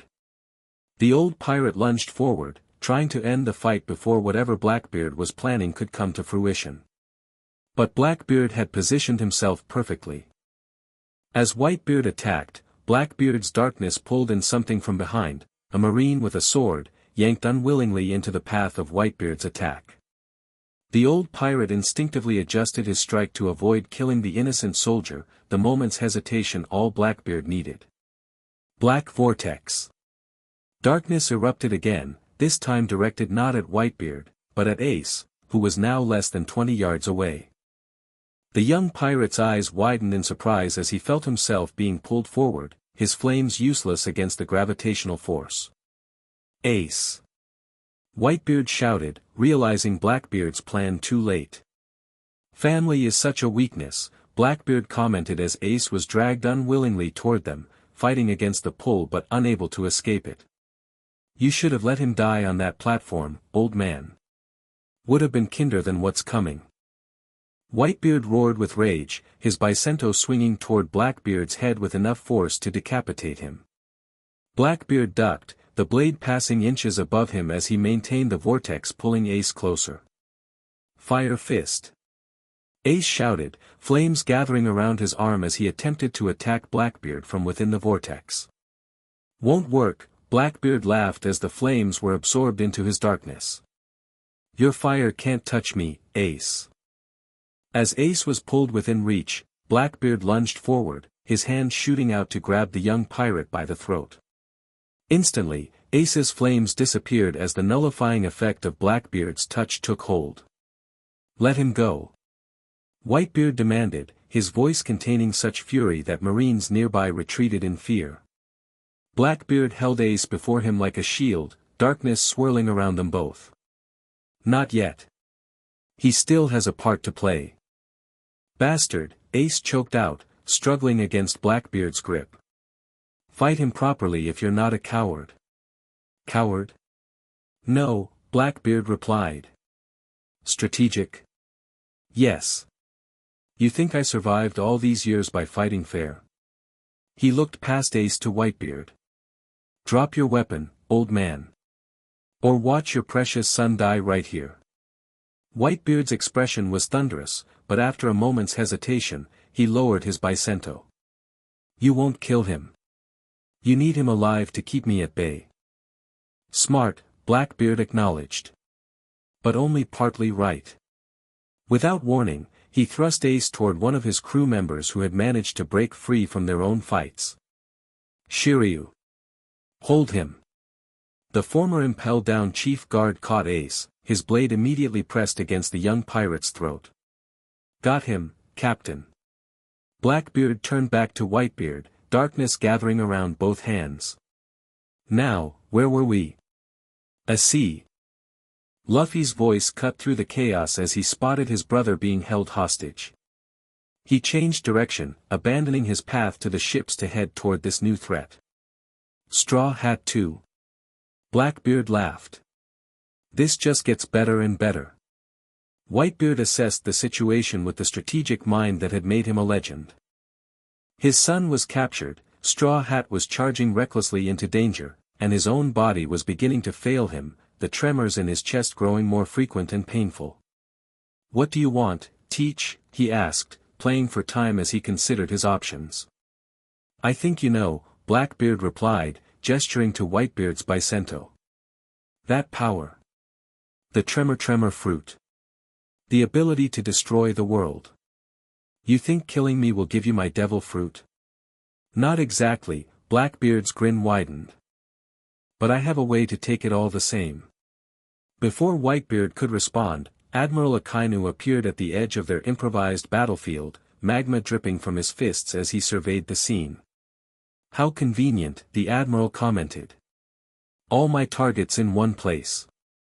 Sengoku stood amid the ruins of the execution platform, his Buddha form receding as he assessed the chaotic battlefield. The carefully orchestrated execution had fallen apart, three-way battles raging across Marineford as pirates fought marines, Blackbeard's crew created havoc, and now Fire Fist Ace was free. "Sir," a marine officer reported, saluting hastily. "Whitebeard and Blackbeard are fighting directly. And Fire Fist is there too." Sengoku's eyes narrowed. "Where?" "Central Plaza, sir. Admiral Akainu is engaging them now." "And Straw Hat Luffy?" "Heading toward the same location." Sengoku made a quick decision. "Signal all forces. Converge on the Central Plaza. This ends now." Throughout Marineford, Marine Den Mushies relayed the order. Vice admirals, captains, and soldiers began disengaging from their individual battles, forming a coordinated effort to surround the central conflict. "What about the other Whitebeard pirates?" the officer asked. "They won't leave without their captain and ace," Sengoku replied. "Contain them, but focus on the Central Plaza. If we can take down Whitebeard, Blackbeard, Ace, and Straw Hat in one strike, this war is over." Marco the Phoenix spotted the marine movements first, his aerial perspective giving him a clear view of their strategy. "They're surrounding Pops," he called to the other commanders. "Everyone to the Central Plaza. Now." Jozu, Vista, and the others immediately changed direction, fighting toward their captain with renewed urgency. The Whitebeard pirates might have achieved their original objective, freeing Ace, but none would consider leaving without their father. "What about the ships?" Izo asked as they fought through marine ranks. "Prepare them for immediate departure," Marco ordered. "But we're not leaving until we have Pops and Ace." In the Central Plaza, Akainu advanced toward the standoff between Whitebeard, Blackbeard, and the captive Ace. "The son of Roger," Akainu growled, his eyes fixed on Ace. "You should have died on that platform." "Try it," Shiryu challenged, pressing his blade tighter against Ace's throat. "But he dies if you take another step." Akainu's expression didn't change. "His death was ordered by the world government. By your hand or mine makes no difference." "Bold words," Blackbeard commented. "But I think you marine types prefer to do your own killing, don't you, Sakazuki?" Whitebeard watched the interaction with calculated patience. The standoff had created a moment of stillness in the battle, and he used it to assess his failing body. The tremors were getting worse, and he could feel blood seeping from internal wounds that his devil fruit usage had aggravated. "You know," Blackbeard continued, addressing both Whitebeard and Akainu, "this situation presents some interesting possibilities. We all want different things here." "Spare us your schemes, Teach," Whitebeard replied. "Just tell us what you want." "Fair enough." Blackbeard pointed at Whitebeard. "I want your devil fruit power." He turned to Akainu. "You want Ace dead and Whitebeard's era ended." Finally, he gestured to himself. "And I want to walk out of here alive to begin my own era." "You expect us to negotiate?" Akainu asked incredulously. "Pirates don't get to negotiate with absolute justice." "Zehaha. Always so rigid."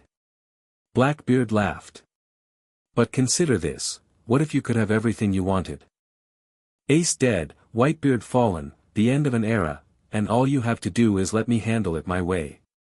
"Whatever game you're playing, Teach, it won't work," Whitebeard stated. "Sakazuki hates all pirates equally. He won't deal with you any more than he'd deal with me." "Perhaps," Blackbeard conceded. "But there's another factor none of us has mentioned yet." As if on cue, a desperate voice cut through the tension. "I see. Let him go." Luffy charged into the plaza, his body still in gear second despite the toll it was taking on his poison system. Behind him, Jinbei and Ivankov fought to keep Marines from pursuing. "Straw Hat," Akainu acknowledged, his expression darkening further. "Son of Dragon. Another bloodline that must be extinguished. Let my brother go." Luffy demanded, either ignoring or not hearing Akainu's comment as he focused entirely on Ace's predicament. Blackbeard's grin widened. The wild card arrives. Monkey D. Luffy, rookie with the world's highest first bounty, brother to the son of the Pirate King, son of the Revolutionary Dragon. Quite the family tree. Luffy glared at Blackbeard. I don't care about any of that. Let Ace go. Luffy, stay back. Ace shouted, still struggling against Shiryu's hold. This isn't your fight. You're my brother. That makes it my fight. Luffy retorted, preparing to attack. Whitebeard raised a hand, halting Luffy's charge. Wait, young man. Rushing in will only get Ace killed. Luffy looked at Whitebeard, recognition dawning. You're Ace's real captain. Whitebeard. And you're the brother he's always talking about, Whitebeard replied with a small smile despite the dire situation. I can see why he's so proud of you. Touching family reunion, Akainu interrupted, magma bubbling around his fists. But it changes nothing. All of you will die here today. Maybe, Blackbeard acknowledged. Or maybe we can all walk away with something we want. What are you suggesting, Teach? Whitebeard asked, though his tone suggested he already knew the answer. Blackbeard's expression grew serious. A trade, old man. Your life and your power, for Ace's freedom. Throughout Marineford, the battle seemed to pause as all eyes turned toward the central plaza. The confrontation between Whitebeard, Blackbeard, Akainu, and now Luffy had become the focal point of the war, with Ace's life hanging in the balance. Marine forces formed a perimeter around the plaza, preventing interference but not yet attacking. The Whitebeard commanders fought to break through, sensing the danger to their captain and brother, while Blackbeard's crew maintained their positions, ready to support their captain when needed. In the plaza itself, Whitebeard considered Blackbeard's offer with a face carved from stone. My life for Aces, he repeated. And how exactly would this trade work, Teach? I fall on my sword and hope you keep your word. Nothing so dramatic, Blackbeard replied. You surrender, let me use my special method to take your devil fruit, and Ace walks free with Straw Hat and whoever else wants to escort them. You're assuming I care what happens to any of you, Akainu interjected. Fire Fist Ace was sentenced to death by the world government. That sentence will be carried out. By who? Blackbeard challenged. You. Right now. With my man's blade at his throat. He gestured around the plaza. Look at the situation, Admiral. Whitebeard is dying anyway, anyone with eyes can see that. But he's still strong enough to cause massive damage before he falls. How many more Marines die today if this fight continues? Hundreds. Thousands. Akainu's expression didn't change, but he didn't immediately attack either, suggesting he was at least considering Blackbeard's words. Pops, don't listen to him. Ace shouted, still struggling despite the blade at his throat. My life isn't worth yours. Be quiet, Ace, Whitebeard replied, his voice gentle despite his words. A father decides what his son's life is worth. But Pops, I said be quiet. Whitebeard's tone brooked no argument. He turned back to Blackbeard. And if I refuse your offer? Then Ace dies right here, Blackbeard stated flatly. Shiryu's blade is faster than even you can move from this distance. And then we fight anyway, with you distracted by grief and rage. Not your best conditions for battle, I'd wager. You're a coward, Teach, Whitebeard said, though there was more resignation than anger in his voice now. You always were. Call it what you want, Blackbeard replied. But I'm the one holding all the cards right now. Luffy, who had been listening to this exchange with growing fury, suddenly stepped forward. I won't let you do this. Either of you. He looked from Blackbeard to Akainu. Ace is my brother. I'm taking him home. Straw Hat, Whitebeard addressed him. Your courage is admirable. But this situation requires more than courage. I don't care. Luffy shouted, his fists clenching. I didn't come all this way, break into him, impel down, fight through Marineford, just to lose him now. And you won't, Whitebeard assured him, his decision apparently made. Teach. If I agree to your terms, I want guarantees. Not just Ace, but all my children leave safely. The Marines stand down, and your crew makes no move against them. Pops, N.O. Marco's voice called as he finally broke through the Marine perimeter, blue flames trailing from his transformed arms. Other commanders followed, their faces showing horror as they realized what was happening. Stay back. Whitebeard ordered, his voice carrying such authority that even his commanders hesitated. That's an order. Akainu stepped forward. This negotiation is meaningless. The world government ordered. The world government isn't here, Blackbeard interrupted. You are. And you have a choice to make, Admiral.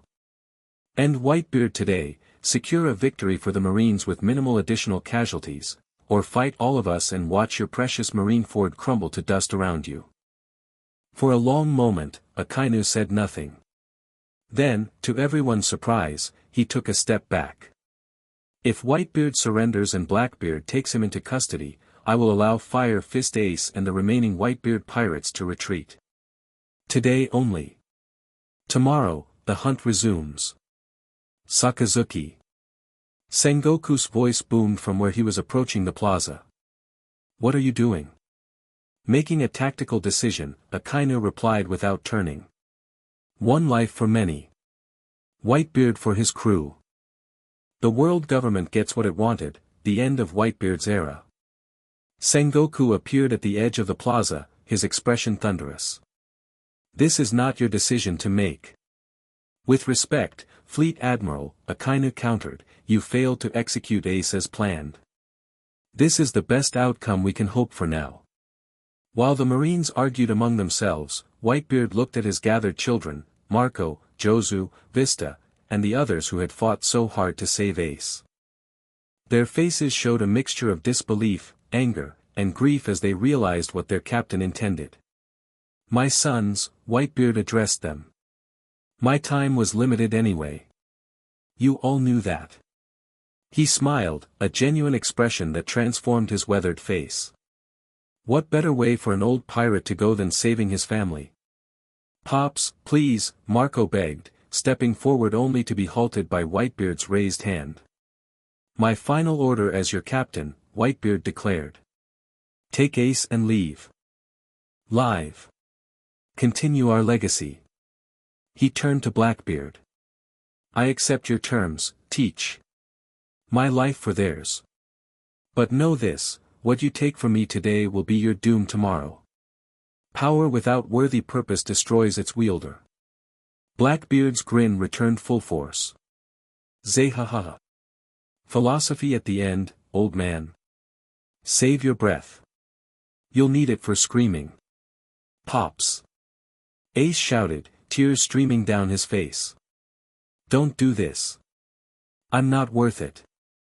Every father knows his children are worth everything, Whitebeard replied simply. He looked to Akainu. Do we have an agreement, Admiral? My surrender for their safe passage? Akainu's face might have been carved from the same magma that composed his devil fruit. Against my better judgment, yes. The Whitebeard pirates may retreat. But only after you have surrendered and Blackbeard has done whatever he intends to do. Sengoku finally pushed through to join them. This is madness. We have them all here. We can end multiple threats today. At what cost? Akainu countered. How many more Marines die? How much more of Marineford gets destroyed? The world government wanted Whitebeard's era ended. This accomplishes that. Whitebeard turned to Luffy, who had been watching the exchange with growing horror. Straw Hat. When this is done, take my son and go. He speaks highly of you. Live up to his faith. Luffy's eyes filled with tears of frustration and anger. This isn't right. This isn't how it's supposed to end. Life rarely ends as we expect, Whitebeard replied. He looked one last time at Ace, still held by Shiryu. I have no regrets about my life. Meeting my children, meeting you, Ace, made it all worthwhile. He turned back to Blackbeard. I'm ready, teach. Release Ace first. Blackbeard nodded to Shiryu, who hesitated only briefly before removing his blade from Ace's throat and shoving him toward Luffy. Ace stumbled forward, immediately caught by his brother. Run, you idiot. Luffy urged, trying to pull Ace away. No. Ace resisted, his eyes fixed on Whitebeard. Pops. Don't do this. But Whitebeard had already laid down his Bicento, standing unarmed before Blackbeard. The traitor approached cautiously, darkness swirling around his hands. I've waited decades for this moment, Blackbeard said, his voice barely containing his excitement. The power to destroy the world, finally mine. You'll never be worthy of it, Whitebeard replied. But take it if you can. Blackbeard raised his hand, darkness extending toward Whitebeard. With pleasure. What happened next occurred so quickly that many present would later disagree about the exact sequence of events. Blackbeard's darkness enveloped Whitebeard, who made no move to resist. But as the darkness covered him, Whitebeard's expression changed from resignation to fury. Did you think, the old pirate growled, that I would die without one last fight? Before Blackbeard could react, Whitebeard's fist shot out, armament hockey turning it black as it connected with Blackbeard's face with devastating force. The traitor flew backward, blood spraying from his shattered nose and mouth. Whitebeard. Akainu roared, magma erupting around him as he prepared to attack. The deal is off. I haven't broken any deal, Whitebeard replied calmly. I'm still surrendering. But I'll be damned if I make it easy for this traitor. Blackbeard pulled himself up, blood pouring down his face as he glared at Whitebeard. You crafty old bastard. Black vortex. Darkness erupted between them again, but this time Whitebeard made no move to resist or attack. He simply stood his ground as the gravitational force pulled him toward Blackbeard. Pops. Ace screamed, trying to break free from Luffy's grip. Pops. As Whitebeard was dragged within reach, Blackbeard thrust his hand forward, making contact with the old pirate's chest. Got you. What happened next stunned everyone watching. Blackbeard did something. A strange, impossible act that defied all understanding of devil fruit powers. Darkness flowed from his hand into Whitebeard's body, and something else, something visible only as a distortion in the air, seemed to flow back into Blackbeard. Whitebeard's face contorted in agony, a scream torn from his lips that chilled the blood of everyone present. His body convulsed as Blackbeard maintained contact, the process clearly causing immense suffering. What is he doing? Marco whispered, horror in his voice. Taking the devil fruit, Shiryu replied, having moved to rejoin his crew. The captain's special ability. He can extract devil fruit powers from their users. The revelation sent shockwaves through the gathered pirates and marines alike. Such an ability should be impossible, defying everything known about how devil fruit powers worked. After what seemed an eternity but was likely only moments, Blackbeard released Whitebeard, who collapsed to his knees, his massive frame suddenly looking frail and diminished. Zehaha. Blackbeard's triumphant laugh echoed across Marineford. The power is mine. He raised both hands, and incredibly, darkness flowed from one while the air around the other seemed to crack and distort, the unmistakable sign of the tremor fruit's power. 2 devil fruits, someone gasped. That's impossible. Not for me, Blackbeard replied, his voice carrying across the stunned battlefield. Not for the man who will be Pirate King. Whitebeard, still on his knees, looked up at his former subordinate. Despite everything, there was no fear in his eyes, only contempt. You may have my power, Teach. But you will never have my will. You will never be the man I was. Don't need to be, Blackbeard replied. I'll be something greater. He turned to Akainu. Our deal stands. I've taken what I came for. Let them go. The admiral's face was a mask of barely controlled rage, but he nodded stiffly. Take Whitebeard and go. The pirates have until sundown to clear the waters around Marineford. Sengoku stepped forward. This is not over, Sakazuki. The world government can reprimand me later, Akainu interrupted. But today, we end this with minimal further casualties. Whitebeard struggled to his feet, refusing help from anyone. Though stripped of his devil fruit power, he still towered over most present, his presence still commanding respect even in defeat. My children, he called out, his voice weaker but still carrying authority. Return to the ships. This old man has one last stand to make. Pops, no. Ace broke free from Luffy, rushing to Whitebeard's side. We're taking you with us. Whitebeard placed a massive hand on Ace's shoulder. My journey ends here, son. Yours continues. He looked up at the gathered Whitebeard pirates. My final order as your captain, live. With surprising speed for his condition, Whitebeard suddenly shoved Ace toward Marco, then turned and charged directly at Blackbeard, who was still reveling in his new power. Teach! Whitebeard roared, his fist raised for one final attack. Blackbeard's eyes widened in surprise, but his reaction was too slow. Whitebeard's fist, infused with the last of his haki, crashed into Blackbeard's chest with such force that the traitor was sent flying backward, crashing through multiple walls before disappearing from sight. Captain, the Blackbeard pirates shouted in unison, rushing to where their leader had vanished. Whitebeard turned to face Akainu, his expression defiant despite knowing what came next. You gave your word, Admiral. Let my children go. Akainu's fist transformed into magma. I gave my word. And I will keep it.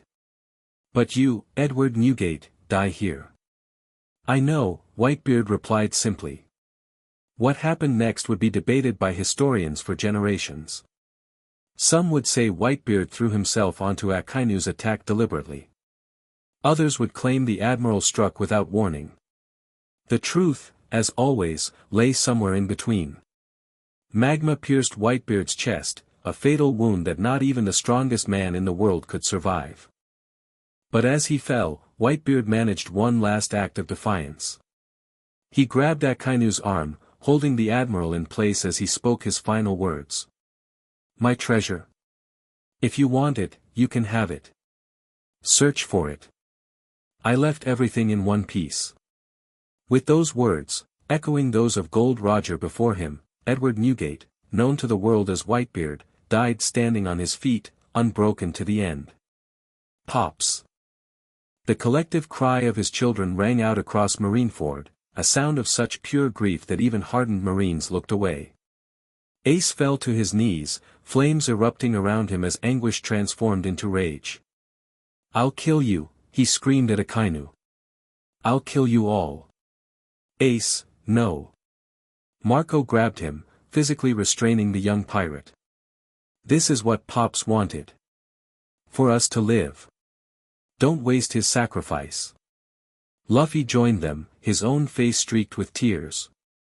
Ace, we have to go. Now. For a moment, it seemed Ace might break free, might throw himself at the Marines in a suicidal attack fueled by grief and rage. But then the fight seemed to drain from him all at once, replaced by a hollow emptiness that was somehow worse. He's gone, Ace whispered. He's really gone. And we need to go too, Marco insisted, pulling him toward the bay where their ships waited. Everyone. Full retreat. Honor the captain's final order. The Whitebeard pirates began a fighting withdrawal, carrying their wounded and covering each other's retreat. The Marines, surprisingly, offered only token resistance, Akainu's deal apparently being honored despite Sengoku's visible disagreement. As they reached the edge of the plaza, Ace looked back one last time at his father's body, still standing defiantly even in death. "Goodbye, Pops," he whispered. "Thank you for loving me." Then he turned and ran with his brothers, leaving behind the man who had given everything to save him. From the rubble where he'd landed, Blackbeard watched the Whitebeard pirates retreat, blood streaming from multiple wounds but his grin never faltering. "Let them go," he murmured as his crew helped him to his feet. "They don't matter anymore." He raised his hands, feeling the dual powers now coursing through his body, darkness in one hand, earthquakes in the other. The combination should have been impossible, yet here he stood, defying the laws of devil fruits themselves. "Today marks a new era," he declared to his crew. "My era." He thrust one hand forward, darkness erupting from his palm. Then he raised the other, the air cracking as he activated Whitebeard's former power. The combination created a destructive wave that tore through a section of Marineford's walls, demonstrating his newfound might. "Marines!" he called out, his voice carrying across the battlefield.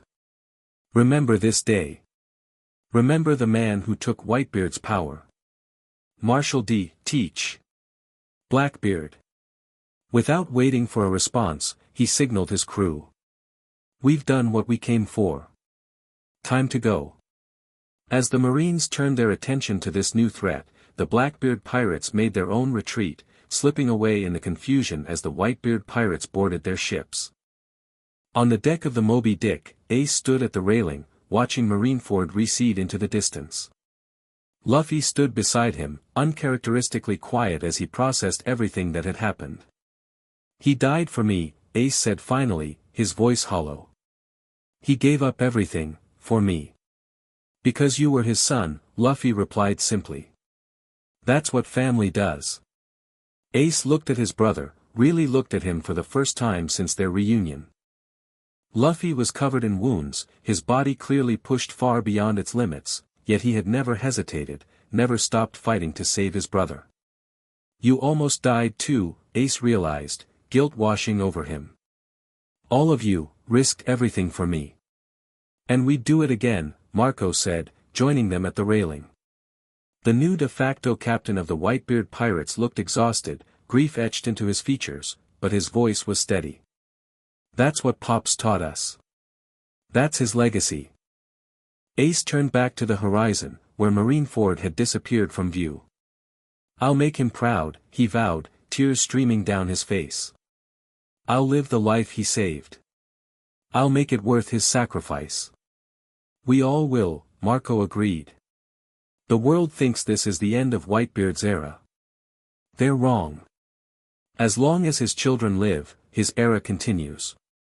Luffy placed a hand on Ace's shoulder. "And you won't be alone. You've got me. You've got your crew. We'll face whatever comes next together." As the Moby Dick sailed into the setting sun, carrying the remnants of Whitebeard's crew and the rescued Fire Fist Ace, the world was already spreading news of the momentous events at Marineford, the death of Whitebeard, the rise of Blackbeard with his impossible dual powers, and the daring rescue of Portgas Ace. But for the brothers standing on that deck, the only thing that mattered was that they were alive, together, and carrying forward the will of those who had sacrificed everything for them. The War of Marineford had ended. But its repercussions were only beginning.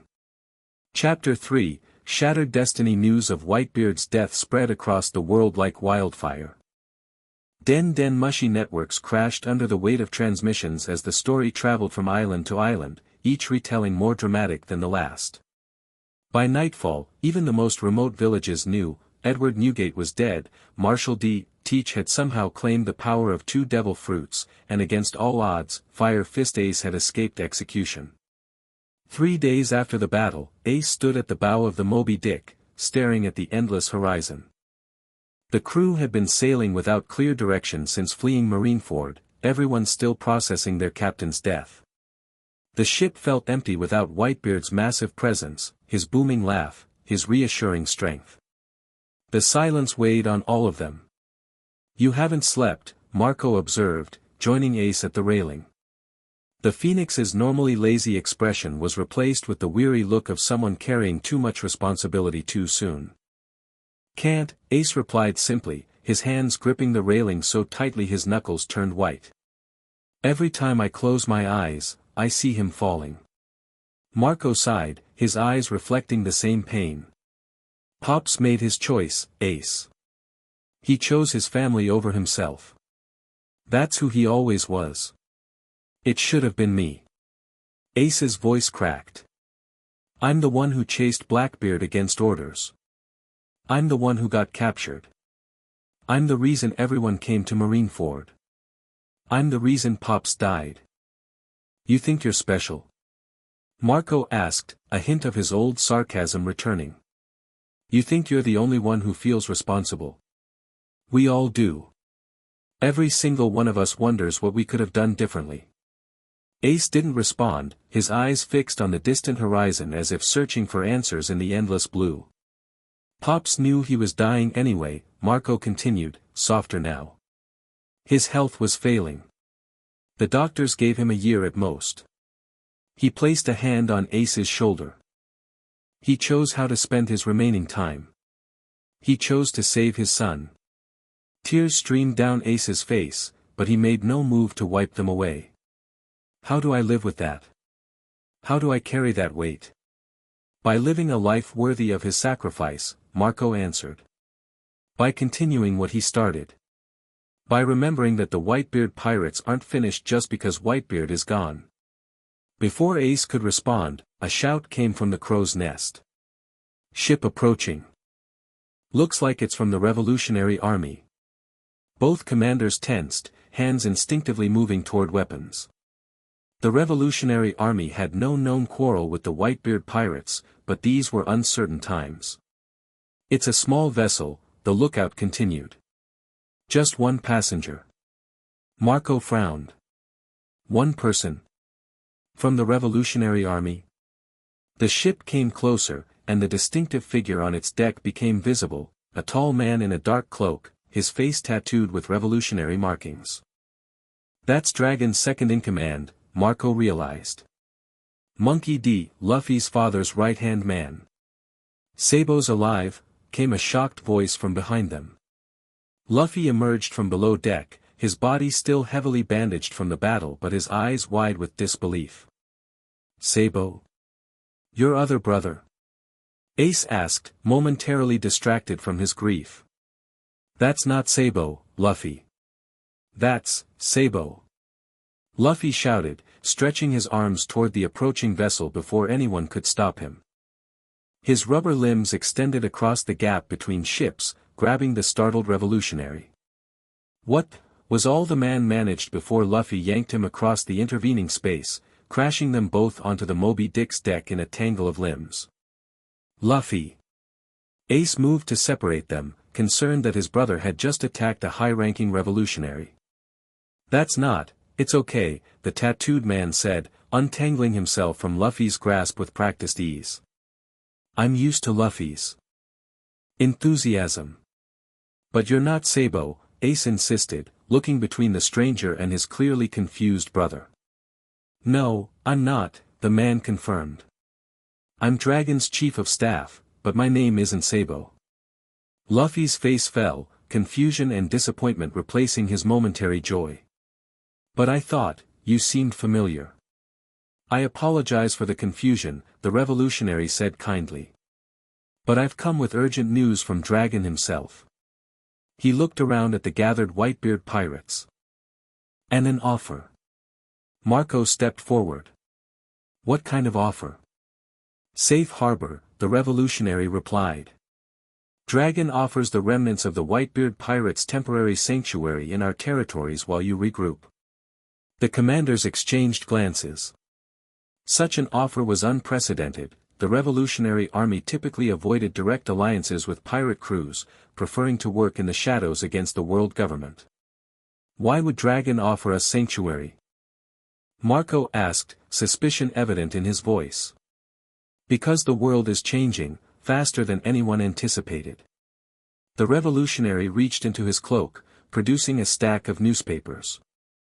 These are from the past 3 days. The headlines told a chilling story.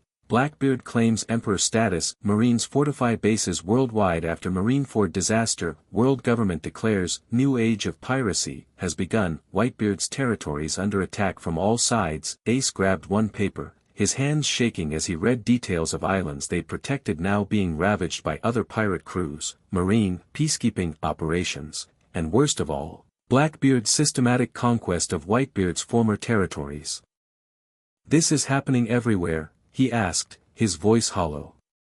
Your father maintained a delicate balance of power, the revolutionary confirmed. With him gone, chaos is spreading. The Marines are stretched thin trying to contain it, which creates opportunities for the Revolutionary Army, and dangers for crews like yours who are still recovering. Marco took the newspapers, quickly scanning the contents. What's your interest in this? The Revolutionary Army has never sought alliance with pirates before. Times change, the man replied simply. Dragon believes that in the coming conflict, we'll need all the allies we can get. What conflict? Jozu asked, joining the conversation. The revolutionary's expression darkened. The final war. The one that will determine the fate of the world. He gestured to the newspapers. Marineford was just the opening salvo. A heavy silence fell over the deck as the implications sank in. The Whitebeard pirates had lost their captain, their protector, their father. Now they were being told that the world was descending into chaos, and they were being offered shelter by the most wanted man on the planet. I need to discuss this with my commanders, Marco finally said. The revolutionary nodded. Of course. But don't take too long. The Marines are reorganizing, and they'll be hunting you specifically. Letting Fire Fist Ace escape was a humiliation they won't forgive.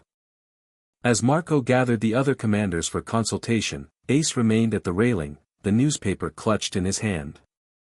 The image on the front page burned into his mind, Blackbeard standing atop the ruins of one of their protected islands, darkness and quake power visibly emanating from his hands, his maniacal grin unchanged from when he'd murdered Whitebeard.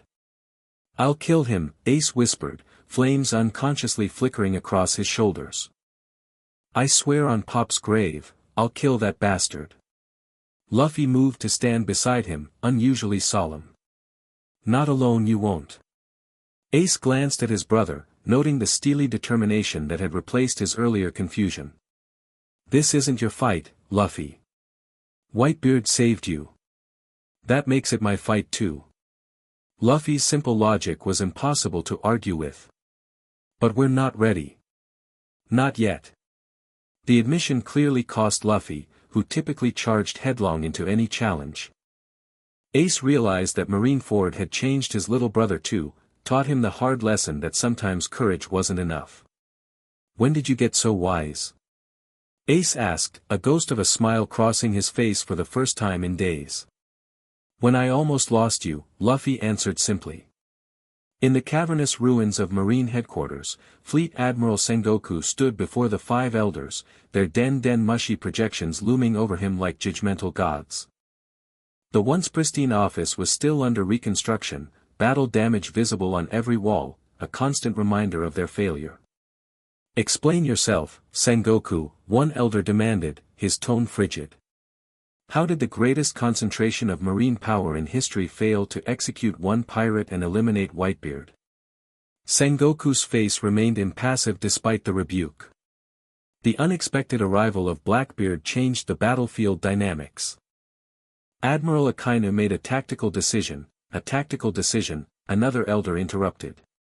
He negotiated with pirates. He allowed Fire Fist Ace to escape after we specifically ordered his public execution. And Blackbeard, a third elder added. This, abomination with two devil fruit powers. How is this possible? We don't know, Sengoku admitted. It defies everything we understand about devil fruits. Our scientists are investigating, but, your failures have shifted the balance of power across the entire world, the first elder cut in. Whitebeard's territories are in chaos. Other emperors are expanding their influence. Revolutionary activity has increased by 40%. And now we face a new emperor with unprecedented abilities. Sengoku's jaw tightened. With respect, we eliminated Whitebeard as ordered. The strongest man in the world is dead. And replaced by something potentially worse, the fourth elder observed. At least Whitebeard maintained a predictable order. Blackbeard is chaos incarnate. The world government requires decisive action. The fifth elder, who had been silent until now, finally spoke. The age of pirates must end. Sengoku raised an eyebrow. What are you proposing? A new strategy. The Paramount War failed to deliver the message we intended. The elder leaned forward, his ancient face filling the projection. Instead of discouraging piracy, it has inspired a new wave of it. Therefore, we are authorizing the implementation of Contingency Zero. The blood drained from Sengoku's face. Contingency Zero? That protocol was developed as a last resort. The collateral damage would be necessary, all five elders said in unison. Furthermore, the first elder continued, we accept your resignation as Fleet Admiral. Sengoku stiffened. I haven't submitted my resignation. Nevertheless, we accept it, the elder replied coldly. Admiral Akainu will assume command of the Marines effective immediately. Sakazuki. Sengoku couldn't hide his shock. He's a battlefield commander, not an administrator. His absolutist approach would send the message we failed to deliver at Marineford, the second elder finished. The age of compromise is over, Sengoku. Absolute justice will prevail. The projections vanished before Sengoku could respond, leaving him alone in the damaged office. He stood motionless for several minutes, processing the implications of what had just occurred. Finally, he moved to his desk and pressed a button on his den-mushi. Get me Vice Admiral Garp immediately. Blackbeard stood on the deck of his new flagship, a massive vessel built from the remnants of marine battleships destroyed at Marineford. The black timbers seemed to absorb the sunlight, giving the ship an otherworldly appearance that matched its captain's newfound powers. Burgess, he called, his voice carrying the same jovial tone it always had, as if acquiring world-shattering power hadn't changed him at all. How are we looking? Jesus Burgess approached, his massive frame blocking the sun as he joined his captain at the railing. The fleet's ready, Captain. 10 ships, fully crewed. The new recruits are settling in nicely. Zehaha. Blackbeard's distinctive laugh rang out. Amazing what killing Whitebeard did for recruitment. Everyone wants to join the winning side.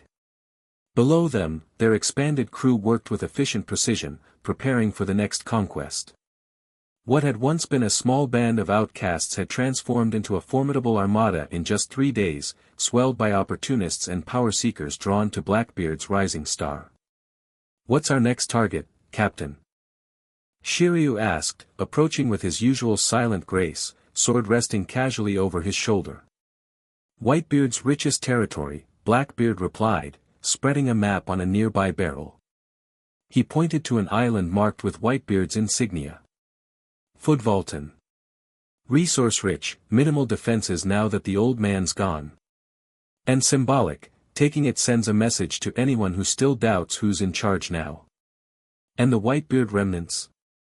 Van Augur inquired, lowering his rifle after picking off a seagull at an impossible distance. Our scouts lost track of them yesterday. They're running scared, Blackbeard dismissed with a wave. Headless and heartbroken. They're no threat to us now. Don't underestimate Marco the Phoenix, Shiryu warned. He's more capable than you give him credit for. Let him come. Blackbeard raised his hands, darkness swirling around one while the air distorted around the other, his dual powers on display. I'll collect his devil fruit too. The casual reference to his impossible ability silenced his commanders momentarily. None had dared ask how their captain could wield 2 devil fruits when consuming multiple fruits was known to be fatal. The demonstration of this power at Marineford had been shocking enough that even his closest crew members remained wary. Speaking of devil fruits, Lafitte interrupted the silence, twirling his cane as he approached. Our special informant has provided intelligence on another fruit we might want to acquire. Blackbeard's eyes lit up with familiar greed. Oh. Something good? The Magu Magu no Mi, Lafitte said with a sly smile. Admiral Akainu's magma power. Akainu? Burgess frowned. He's not exactly an easy target, even for us. Not Akainu himself, Lafitte clarified. Our informant suggests the world government has been working on, let's call it devil fruit research. They've apparently discovered methods to extract and contain fruit powers under certain circumstances. Blackbeard's grin widened to impossible proportions. They've been holding out on me. And here I thought I was the only one who knew the secret. He slapped the railing with enough force to crack the wood. Where's this research being conducted? A marine science facility called Vegapunk 3, Lafitte replied. Heavily guarded, of course, but not impossible for someone with your unique abilities, Captain. Change of plans. Blackbeard declared, turning to his assembled commanders. Footvalton can wait. If the world government is collecting devil fruits, that's a treasure trove I can't ignore. A direct assault on a marine facility? Van Augur questioned. So soon after Marineford? The entire Navy will be on high alert. Exactly why they won't expect it, Blackbeard countered. They think we're consolidating power in the New World. They won't anticipate us striking at the heart of their research division. He turned, gazing toward the horizon with hungry eyes. Set course for Vegapunk 3. It's time the world learned just how far my powers can go. As his crew hurried to comply, Blackbeard remained at the railing, experimentally flexing his hands. Darkness swirled around one while small tremors emanated from the other. His expression was one of pure joy, like a child with new toys. Zehahaha, he laughed to himself. 2 down, how many more to go? The possibilities are endless. I won't do it, Ace stated flatly, arms crossed as he faced the assembled Whitebeard commanders. I won't abandon our territories to Blackbeard or anyone else. The commanders had gathered in Whitebeard's former quarters, now serving as their war room. Maps covered the massive table, each showing territories once protected by their captain now under threat from various forces. Marco sighed, clearly having anticipated this response. No one's talking about abandoning them permanently, Ace. But we need time to regroup, to strengthen our position. While our people suffer. Ace demanded, flames flickering around his shoulders as his temper flared. While that traitorous bastard claims what Pops built. We can't protect anyone if we're dead, Vista interjected, his normally calm demeanor strained by the difficult conversation. The Revolutionary Army is offering us sanctuary. Time to heal, to plan. We should take it. Running and hiding isn't what Whitebeard pirates do, Ace insisted. Neither is getting slaughtered for nothing, Jozu countered. His diamond arm glinted in the lantern light as he gestured to the maps. Look at the reality, Ace. We lost 1/3 of our forces at Marineford. We're wounded, demoralized, and being hunted by both the Marines and Blackbeard. Ace's fist slammed into the table. So we just give up. Let Teach get away with murdering Pops. Let him take everything we've protected. No one's giving up, Marco said firmly. We're being strategic. There's a difference. The door opened, and Luffy entered without ceremony. Though uninvited to the commander's meeting, no one moved to stop him as he approached the table. Sorry, he said, not sounding sorry at all. Couldn't help overhearing. You guys are pretty loud. This doesn't concern you, Straw Hat, one of the commanders began. My brother's arguing about whether to get himself killed fighting Blackbeard right now, Luffy interrupted. So yeah, it concerns me. He turned to Ace. You remember what you told me in Alabasta? About why you were chasing Blackbeard back then? Ace frowned. Because he murdered our crewmate and betrayed our family. And you went after him alone, Luffy continued. How'd that work out? The blunt question hung in the air, causing several commanders to shift uncomfortably. Ace's expression darkened, but Luffy didn't back down. "I'm not trying to be mean," Luffy said, his voice softer now. "But Blackbeard beat you once. Now he's got Whitebeard's power too. Going after him without a plan is just asking to die. When did you become the voice of reason?" Ace asked, a hint of his old smile briefly appearing. "When my big brother started acting like me," Luffy replied with surprising self-awareness. "One of us has to be the smart one. Usually it's you." A few chuckles broke the tension in the room. Marco seized the moment. "We're not abandoning our territories," he clarified. "We're regrouping. Building strength. The Revolutionary Army has information networks we can use to monitor what's happening. When we strike back, and we will strike back, it'll be from a position of strength, not desperation." Ace was silent for a long moment, internal conflict visible on his face. Finally, he sighed. 2 weeks. We take 2 weeks to recover, gather information, and plan our response. Not a day more. Marco nodded, relief evident in his posture. "Thank you, Ace." "Don't thank me yet," Ace replied, his expression hardening again as he looked at the map. "Because when those 2 weeks are up, we're going hunting. And Blackbeard is our prey." Sword clashed against sword, the impact sending sparks flying in the pre-dawn light. Mihawk stepped back, his expression unchanged despite the ferocity of his opponent's attack. "Your technique has improved," he observed coolly. "But your anger makes you predictable." Vista adjusted his grip, mustache twitching in concentration. "I'm not angry. I'm focused." "No," Mihawk countered, parrying Vista's next 3 strikes with minimal effort. "You're seeking vengeance for your captain." Understandable, but ineffective. They stood on a remote island, far from both marine and pirate shipping lanes. The meeting had been arranged through old channels, contacts from days before either man had chosen their current paths. "Why did you agree to this meeting?" Vista asked, lowering his sword slightly. "You fought against us at Marineford. You serve the world government." "I serve no one," Mihawk corrected. "I am a warlord by convenience, not conviction." "Then why help us now?" Mihawk sheathed his blade, signaling an end to their sparring match. "Because what Blackbeard has done disturbs the natural order. 2 devil fruits in one body should be impossible. Yet he did it," Vista noted, sheathing his own swords. "Yes. Which raises questions about what else might be possible." Mihawk's piercing eyes fixed on Vista. "The balance of power that has maintained this era is collapsing. What replaces it will determine the future of the world. And you care about that?" "I care about worthy opponents," Mihawk replied. "A world ruled by Blackbeard or consumed by absolute justice would be poorer for swordsmen like us." Vista nodded, understanding the unsaid implication. "What can you tell us about the Marines' next moves?" "They're reorganizing under Akainu," Mihawk said. "Sengoku has been retired.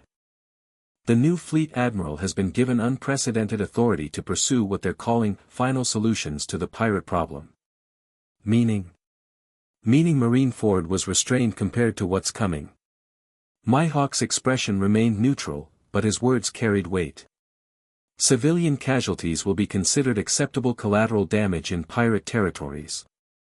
Islands suspected of harboring pirates may be subject to buster calls without the previous authorization requirements." Vista's eyes widened. "They can't be serious."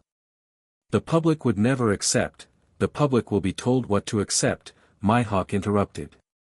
"The narrative is already being shaped. Whitebeard's death is being portrayed as a victory for justice, but one that revealed the threat pirates pose to world stability. Fear is a powerful motivator." "What about the other warlords?" Vista asked. "Surely some of you oppose this approach." "Doflamingo supports it enthusiastically. Kuma is no longer capable of independent thought. Hancock remains focused on protecting Amazon Lily.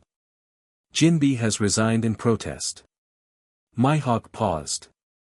And I am reconsidering my position. You'd give up your title?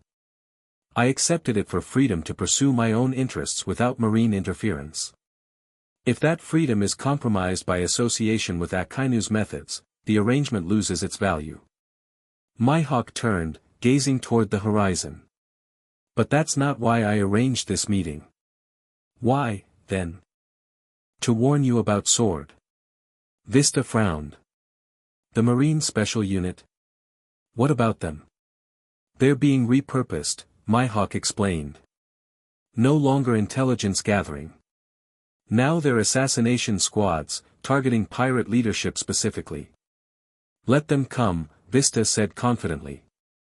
We've faced marine assassins before. Not like this, Mihawk cautioned. These are handpicked by Akainu himself, trained specifically to counter Devil Fruit abilities. And their first targets are the remaining Whitebeard commanders. Vista's expression grew serious. Why tell us this? As I said, balance matters. Mihawk turned back to face the swordsman. And perhaps I find the concept of assassination distasteful for true swordsmen. He began walking away, toward where his small craft was moored. One more thing, he called over his shoulder. The Revolutionary Army is not as secure as they would have you believe. Their offer of sanctuary may be genuine, but their protection is compromised. Choose your hiding places carefully. Before Vista could ask for clarification, Mihawk was gone, disappearing into the morning mist with the same ghost-like quality that had earned him his fearsome reputation. In a cave hidden deep within Revolutionary Army territory, Ace sat alone, staring at the flame dancing on his palm. Around him lay the personal effects of Edward Newgate, items Marco had managed to recover before their retreat from Marineford. The Bicento was conspicuously absent, lost during the final confrontation with Blackbeard. I thought I'd find you here, a voice said from the cave entrance. Ace didn't look up as Luffy entered, instead continuing to manipulate the flame between his fingers. Not in the mood for company, Luffy. Luffy ignored the hint, sitting cross-legged across from his brother. Too bad. Being alone sucks when you're sad. The simple wisdom earned a reluctant smile from Ace. When did you get so smart about feelings? Had a lot of practice being lonely before I met you and Sabo, Luffy replied, his usual carefree tone briefly absent. Still miss him too, you know. Ace nodded, the flame in his hand growing slightly as memories of their childhood together surfaced. Sabo would know what to say right now. He always did. Nah, he'd probably tell you the same thing I am, stop moping and start planning. I'm not moping, Ace protested weakly. I'm remembering. You can remember while doing stuff, Luffy countered. Pretty sure Whitebeard would rather have you kick Blackbeard's ass than sit in a cave feeling bad. Ace extinguished the flame with a sharp gesture. It's not that simple, Luffy. Blackbeard has two of the most powerful devil fruits in existence now. He killed Pops, who was 100 times stronger than me. So get stronger, Luffy said, as if it were the most obvious solution in the world. Just like that, huh? Yup. Luffy grinned. That's what I'm doing. Ace looked up, really studying his brother for the first time since their reunion. Despite the casual posture and ever-present smile, something had changed in Luffy. There was a new determination in his eyes, a focus that hadn't been there before Marineford. What do you mean? Instead of answering directly, Luffy held out his arm. Before Ace's eyes, the limb turned black with armament hockey, not the partial coverage Luffy had managed during the war, but a complete transformation from fingertips to shoulder. Been practicing, Luffy said, still grinning but with undeniable pride. Rayleigh showed me the basics before Impel Down, but I couldn't do it consistently. Now I can. That's impressive, Ace acknowledged, genuinely surprised by his brother's progress. But hockey alone won't be enough against Blackbeard. Course not, Luffy agreed easily. That's why I'm learning the other kinds too. And why I'm gonna master my devil fruit better. And why I need to get my crew back together.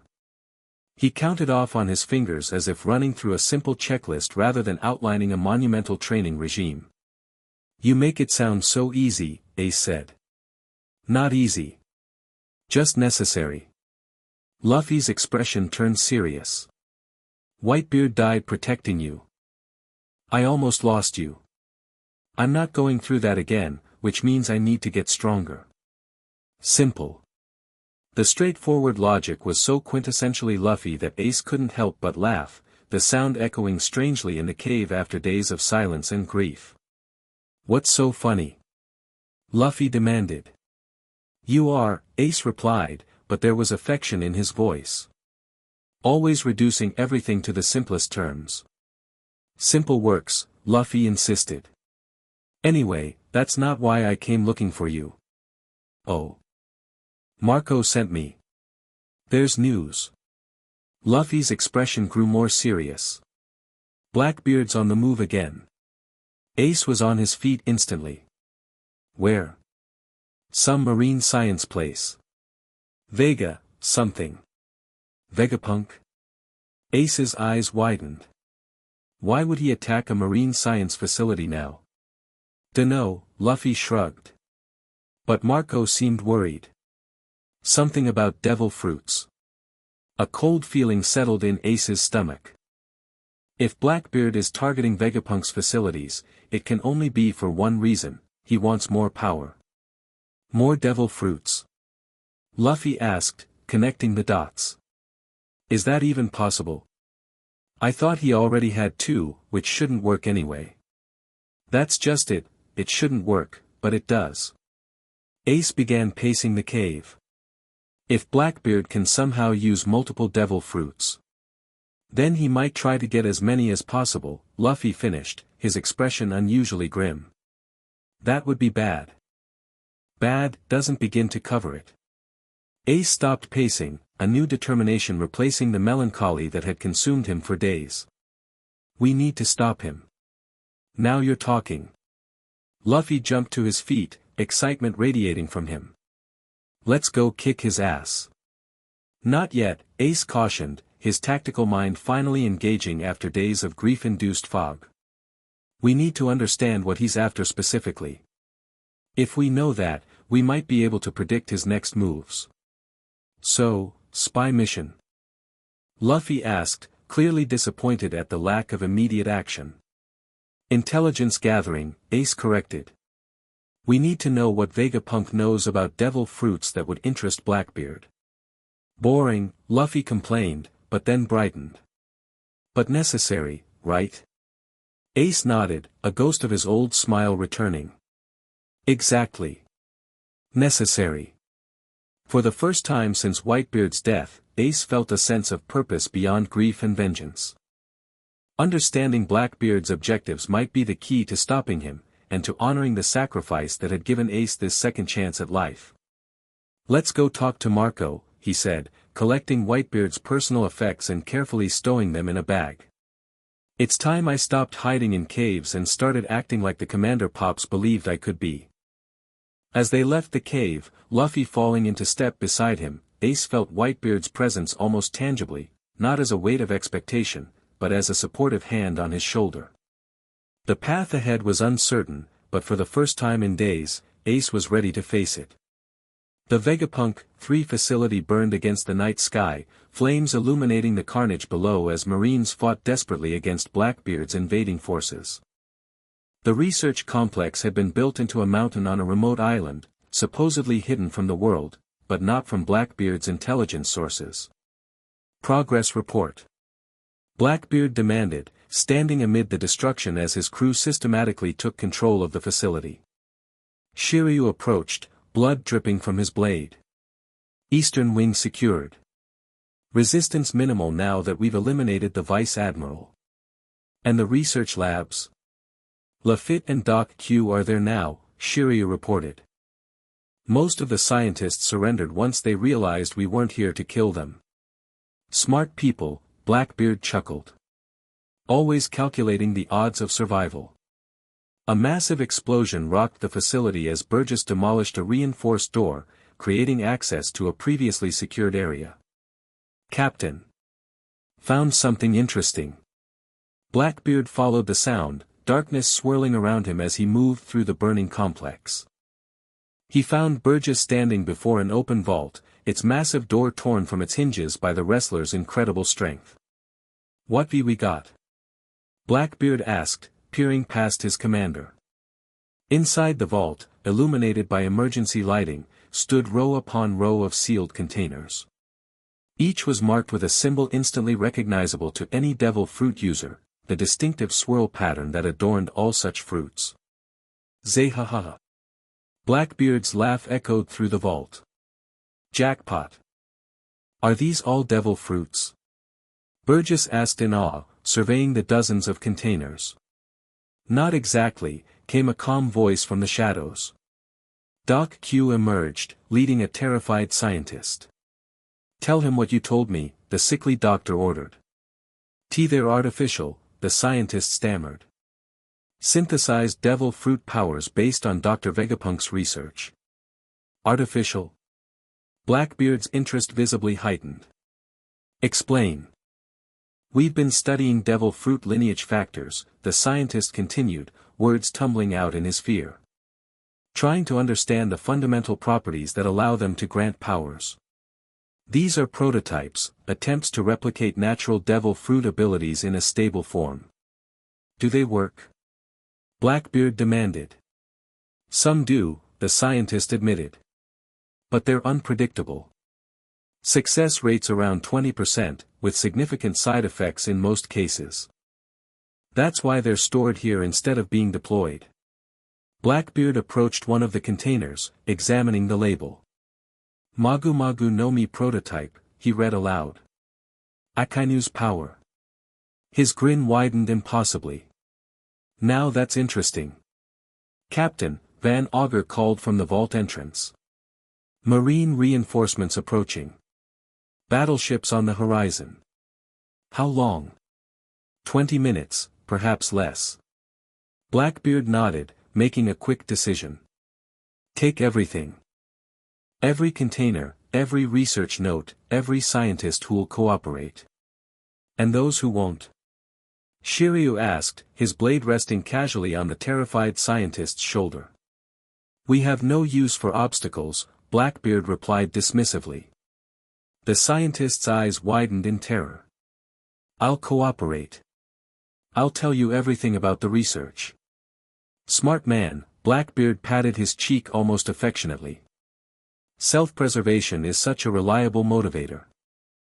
As his crew began emptying the vault, Blackbeard approached a particular container that had caught his eye. Unlike the others, this one bore no devil fruit symbol, only a warning label marked, Prototype X, Extreme Danger, Authorized Viewing Only. "What's this one?" he asked the scientist. "That?" "No, you don't want that," the man replied, fear making him stammer. "That's not a devil fruit project. It's something else entirely. A failed experiment."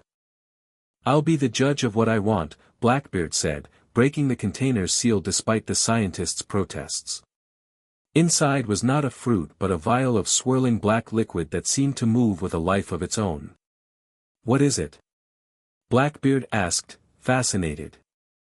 The scientist hesitated, then apparently decided that cooperation was his only chance for survival. "It's what we call null matter. An attempt to create an anti-devil fruit substance. The theory was that it could temporarily nullify devil fruit powers in an area effect rather than requiring physical contact. Like sea stone, but as a deployable weapon," Blackbeard mused, immediately grasping the implications. "Yes, but it proved unstable and dangerous. Test subjects experienced unpredictable reactions. Some lost their powers permanently. Others experienced mutations. Some died horrifically." "Fascinating." Blackbeard pocketed the vial despite the scientist's obvious alarm. "This might be even more valuable than the fruits." "Captain." Burgess called urgently. "Marines closing in. Time to go," Blackbeard decided. Is everything secured? All the viable prototypes and research data, Lafitte confirmed. Along with our new volunteer scientists. He gestured to a group of terrified researchers being guarded by Blackbeard pirates. Excellent. Blackbeard raised his hands, one crackling with Whitebeard's power while the other swirled with his original darkness. Let's leave our marine friends a proper goodbye. He slammed both hands into the ground, combining the powers in a way that should have been impossible. The effect was catastrophic. Darkness pulled the facility inward while quake energy shattered its structural integrity simultaneously. The mountain itself began to collapse, taking the research complex with it. Retreat! Blackbeard ordered, his crew racing toward their ships with their stolen bounty. As they pulled away from the island, Blackbeard stood at the stern, watching the marine research facility implode upon itself.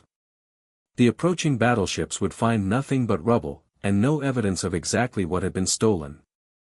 What now, Captain? Lafitte asked, joining him at the railing. Blackbeard held up the vial of null matter, watching the black substance swirl hypnotically. Now we experiment. If these artificial fruits work, if this nullification substance can be controlled, you could become even more powerful, Lafitte finished. Not just me, Blackbeard corrected. All of us. A crew of multiple devil fruit users, each with powers that should be impossible. His eyes gleamed with maniacal excitement. The Blackbeard pirates will rewrite the rules of this world. He did what? Sengoku's voice echoed through Garp's modest quarters at Marine headquarters. Garp, unusually somber, nodded confirmation. Attacked Vegapunk, 3, stole experimental devil fruits, kidnapped top scientists, and destroyed the facility. All within 3 hours of arrival. Casualties? Vice Admiral Mozambia dead, along with most of the security detachment. Approximately 40 scientists missing, presumed taken by Blackbeard. 28 confirmed dead in the facility collapse. Sengoku sank heavily into a chair, his expression grim. And Akainu's response? Ordered buster calls on 3 islands suspected of providing Blackbeard intelligence, Garp replied, disgust evident in his voice. One was a civilian population with no confirmed pirate presence. He's using this as an excuse to implement Contingency Zero already, Sengoku realized. Starting with smaller targets to establish precedent. The collateral damage reports are being suppressed, Garp confirmed. Official news releases claim only pirate casualties. The 2 old Marines sat in silence for a moment, the weight of their institution's changing direction hanging heavy between them. I'm resigning my commission, Garp finally said. I won't be part of what the Marines are becoming under Sakazuki. Sengoku didn't look surprised. I suspected as much. What will you do? Go to Fusha village for a while. Clear my head. Garp's expression softened slightly. Dragon sent a message. That did surprise Sengoku. Your son contacted you directly? That's dangerously exposed for the world's most wanted man. He felt the risk was warranted. Garp paused. He's protecting Ace and the Whitebeard remnants. I suspected as much when they vanished so completely, Sengoku acknowledged. An alliance between the Revolutionary Army and the Whitebeard pirates would be concerning to the world government. It's not an alliance, Garp clarified. Just temporary sanctuary. Dragon has his own agenda, as always. And Luffy? A hint of pride crossed Garp's face despite his attempt to maintain a neutral expression. With his brother, apparently. That boy never could follow instructions to stay out of trouble. Like grandfather, like grandson, Sengoku observed with a ghost of a smile. The D bloodline continues to be a thorn in the world government's side. Speaking of which, Garp leaned forward, his voice lowering despite the privacy of his quarters. What do you make of Blackbeard? He's a D, too. Marshal D. Teach, Sengoku nodded. The first D, in my experience, to betray his own captain. There's something fundamentally different about him. Rouge once told me something about the will of D, Garp said thoughtfully. Before she died giving birth to Ace. She said those who carry D, are either the world's natural enemy or its greatest hope. The dividing line was whether they served their own ambition or something larger than themselves. And Blackbeard clearly serves only his ambition, Sengoku concluded. Making him the natural enemy she spoke of. While my idiot grandsons, for all their pirate nonsense, fight for others. Garp shook his head, a complex mixture of pride and exasperation on his face. The coming war won't be as simple as Marines versus pirates, will it? It never is, Sengoku replied. Power against power is straightforward. Ideology against ideology is where complexity lies. And where do you stand in all this, old friend? Garp asked directly. Will you quietly accept retirement as the 5 elders ordered? Sengoku was silent for a long moment. I've served the Marines faithfully for decades, believing in the justice we represented. But what Akainu calls justice and what I understand the term to mean are increasingly different concepts. That's not an answer. No, Sengoku agreed. Because I don't have one yet. But I will. He stood, adjusting his glasses. For now, I'll play the good retired fleet admiral. But I'll be watching. And waiting. For what? For the moment when doing nothing becomes more unforgivable than taking action. On the island serving as the Revolutionary Army's temporary base, Marco stood before the assembled commanders of the Whitebeard pirates. The mood was tense but focused, a vast improvement from the grief-stricken dysfunction of days past. Our information networks confirm it, he reported. Blackbeard attacked Vegapunk 3 and stole experimental devil fruit research. We don't know exactly what he took, but sources within the Marines suggest it included prototype artificial devil fruits and something called null matter. Artificial devil fruits? Jozu questioned. Is such a thing even possible? Apparently, Marco replied. Though reports suggest they're unstable and unpredictable. The greater concern is what Blackbeard intends to do with them. Isn't it obvious? Ace asked from where he stood at the edge of the group. He's going to try to give his crew multiple devil fruit powers, like he has. The suggestion sent a ripple of unease through the commanders. The idea of facing not just Blackbeard but an entire crew with impossible devil fruit combinations was daunting even for the experienced pirates. If that's true, Vista said thoughtfully, then we need to stop him before he succeeds. Agreed, Marco nodded. But we need more information first. We need to understand how he's able to use multiple devil fruits without dying. I might have something on that, a new voice interrupted. All heads turned to see Luffy entering the room, followed by the Revolutionary Army's Chief of Staff. Our intelligence division has been analyzing reports of Blackbeard's abilities since Marineford, the Revolutionary explained. Dragon authorized me to share our findings with you, given our common interest in stopping Blackbeard. And what have you found? Marco asked. Blackbeard's body appears to be different from normal humans, the tattooed man explained, laying a folder on the table. Eyewitness accounts from those who fought him describe his pain response as unusual. He feels more pain than average from standard attacks, yet can endure devastating wounds that would kill ordinary people. I noticed that when I fought him, Ace confirmed. He screamed like a baby when I hit him with basic attacks, but took direct Flame Emperor techniques without going down. Our theory, the Revolutionary continued, is that his body has a fundamentally different structure. Possibly a unique physiology that allows him to host multiple devil fruit powers where normal bodies would reject a second fruit. So he's a freak of nature, Haruta summarized bluntly. That doesn't help us beat him. Actually, it might, the Revolutionary countered. If his unusual physiology is what allows him to use multiple devil fruits, it may also present unique vulnerabilities. Like what? Ace asked, interest piqued. We're still researching that, the man admitted.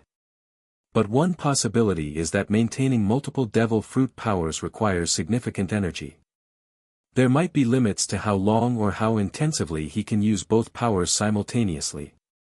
We noticed something like that at Marineford, Marco mused. When he used both powers together against Pops, there was a recovery period afterward where he seemed drained. Exactly, the revolutionary nodded. And with artificial fruits likely being even more unstable, those limitations might be more pronounced.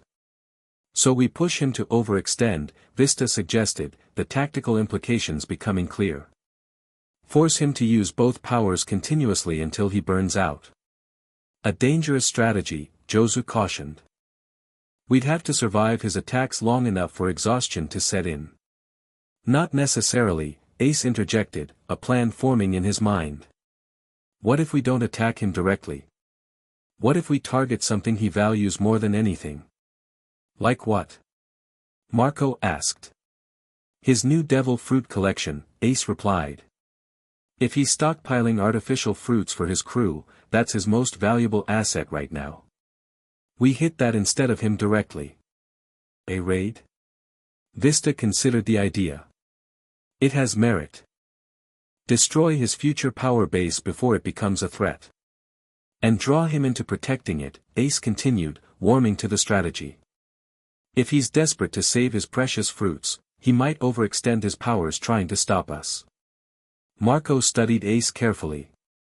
This isn't just about tactical advantage, is it? You want to face him? Of course I do, Ace admitted freely. He killed Pops. But I'm not suggesting a suicide mission based on revenge. This is about preventing a much bigger threat from emerging. After a moment's consideration, Marco nodded. You're right. We can't allow Blackbeard to create a crew of multiple devil fruit users. The balance of power would shift irreversibly. Then we need to locate his base, Josu said practically. Where's he keeping these stolen fruits? All eyes turned to the revolutionary, who smiled slightly. As it happens, Dragon anticipated this question. Our intelligence suggests Blackbeard has established his primary research facility on Bonero Island. Bonero? Ace's expression darkened. That's where he defeated me and handed me over to the Marines. Symbolic, perhaps, the revolutionary suggested.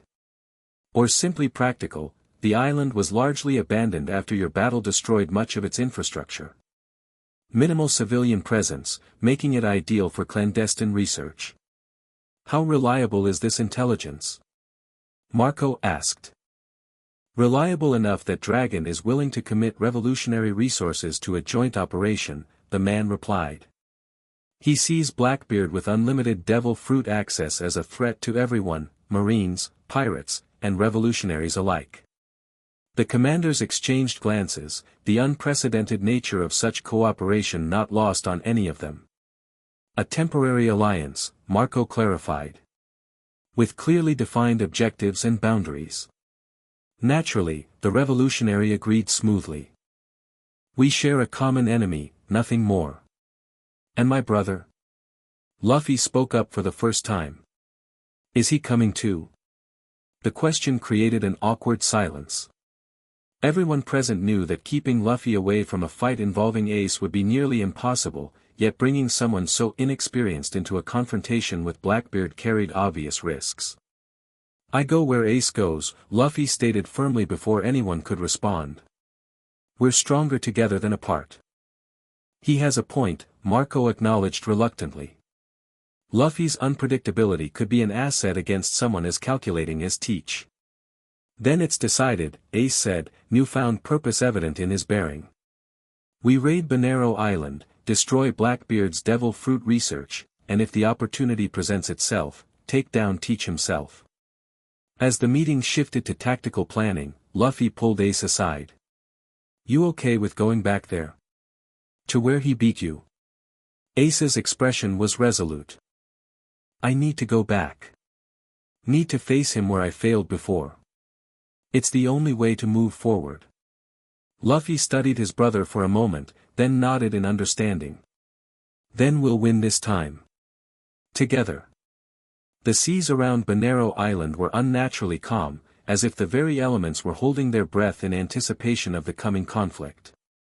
3 ships approached from different directions, one bearing the modified flag of the Whitebeard pirates, one unmarked vessel from the Revolutionary Army, and a small craft carrying Luffy and a handful of his impel-down allies who had chosen to remain with him. On the deck of the Whitebeard ship, Ace stood with Marco, watching the island grow larger on the horizon. Even from this distance, the changes were visible. New structures had been erected amid the ruins left by Ace's previous battle with Blackbeard, and unnatural darkness seemed to hover over certain sections of the island. "He's definitely there," Ace said grimly. "I can feel it." Marco nodded. "Our scout confirmed it. Blackbeard himself plus at least 5 of his main crew. The stolen scientists are being kept in what used to be the town hall, now converted to laboratories." "And the devil fruits?" "Unclear," Marco admitted. "But likely in the most secure location, probably that new structure at the island's center. It has the heaviest guard presence." Ace took a deep breath, flames flickering briefly around his shoulders as he focused his determination. "We stick to the plan. Revolutionary forces create a diversion at the main port. We approach from the west coast. Luffy's group targets the scientists, get them out if possible, but prioritize destroying research materials. While we go for the devil fruit storage," Marco finished. "And be prepared for Blackbeard to respond personally once he realizes what's happening." "Let him come," Ace said, his voice hard with resolve. "This ends today, one way or another." As they approached firing range, Marco transformed his arms into phoenix wings, preparing to take flight. "Remember, this is about the mission, not personal vengeance. Destroy the fruits, then retreat. We fight Blackbeard only if necessary." "I know the plan," Ace assured him, though the fire in his eyes suggested his priorities might differ slightly from Marco's. Marco gave him a long look, then nodded once. "Signal the others. We begin now." In his makeshift laboratory at the center of Banero Island, Blackbeard watched with fascination as Doc Q administered the experimental serum to a restrained test subject, one of the lower-ranking members of their expanded crew who had volunteered for the honor. "How long until we see results?" Blackbeard asked impatiently. "Based on previous trials, effects should manifest within minutes," Doc Q replied, coughing violently between words. "Assuming this subject survives, unlike the last 3. The test subject's eyes widened in fear at this casual mention of fatalities, but the restraints prevented any escape. "The modifications to the formula should improve survival rates," one of the kidnapped scientists assured them nervously. "We've stabilized the lineage factor transfer mechanism." "For your sake, I hope so," Blackbeard replied. "I'm running out of volunteers, and my patience with failure is limited." The scientist swallowed hard but continued monitoring equipment displaying the subject's vital signs. "Initial response looks promising. Heart rate elevated but within sustainable parameters. No immediate rejection symptoms." "Good, good," Blackbeard nodded, leaning closer to observe. "Now let's see if he manifests the—" An explosion rocked the building, cutting him off mid-sentence. Alarms immediately began blaring throughout the complex. "What the hell?" Blackbeard growled, darkness instinctively swirling around his hand. Lafitte burst into the laboratory, his usual calm demeanor replaced by urgency. "Captain! We're under attack." "Marines?" Blackbeard demanded. "No," Lafitte's expression was grim. "Whitebeard pirates. And they're targeting the fruit storage vault specifically." Blackbeard's face contorted with rage. "How did they find us? Who's leading them?" "Fire Fist Ace," Lafitte replied. "And Marco the Phoenix. They've brought significant forces." "Ace?" Blackbeard's rage transformed into a twisted grin. "Coming back to where I defeated him before. How poetic." He turned to Doc Q, "Continue the experiments. I'll handle this personally." "Captain," Lafitte cautioned, there's more. Revolutionary forces are attacking the harbor, and reports indicate Straw Hat Luffy is targeting the research wing. A coordinated attack, Blackbeard mused, seemingly more impressed than concerned. Desperate and foolish, but admittedly well planned. His grin widened to impossible proportions. Burgess. Van Augur. Shiryu. To me. As his commanders assembled, Blackbeard gave rapid orders. Burgess, reinforce the vault. No one touches my devil fruits. Van Augur, target their commanders from the bell tower, priority on Marco, he's the most dangerous. Shiryu, take a squad and eliminate the revolutionary forces at the harbor. And Fire Fist? Shiryu asked. Blackbeard's eyes gleamed with malicious anticipation. He's mine. I beat him once. Now I'll finish the job permanently. Ace moved through the burning outbuildings with deadly purpose, flames clearing his path as he headed toward the central structure. Around him, Whitebeard pirates engaged Blackbeard's forces, the clash of steel and powers creating a chaotic battlefield across the island. There. Vista called, pointing toward a heavily reinforced building ahead. That must be the vault. Ace nodded, accelerating as he spotted their target. Cover me. Vista's swords danced in complex patterns, creating an opening through the defending pirates as Ace charged forward, flames propelling him across the battlefield with increasing speed. Fire Fist, he shouted, launching his signature attack at the vault's entrance. The massive fireball exploded against reinforced doors, melting metal and shattering stone. Before the smoke cleared, a massive figure emerged from the damaged entrance, Jesus Burgess, his arms spread wide to block access. Waihaha, the wrestler laughed.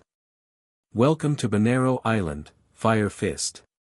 Captain said you might pay us a visit. Move or burn, Ace warned, flames intensifying around him. Big talk from someone who lost here before, Burgess taunted, dropping into a wrestling stance. Champion elbow. The attack came with surprising speed for someone so large. Ace twisted aside, the massive elbow creating a crater where he'd stood a moment before. Firefly.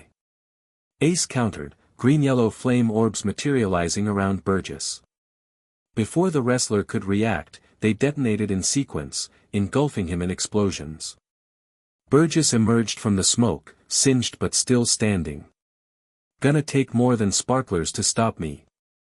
I'm just getting started, Ace replied, hands flowing through practiced movements as he prepared a more devastating attack. Fire, a voice from behind interrupted his concentration.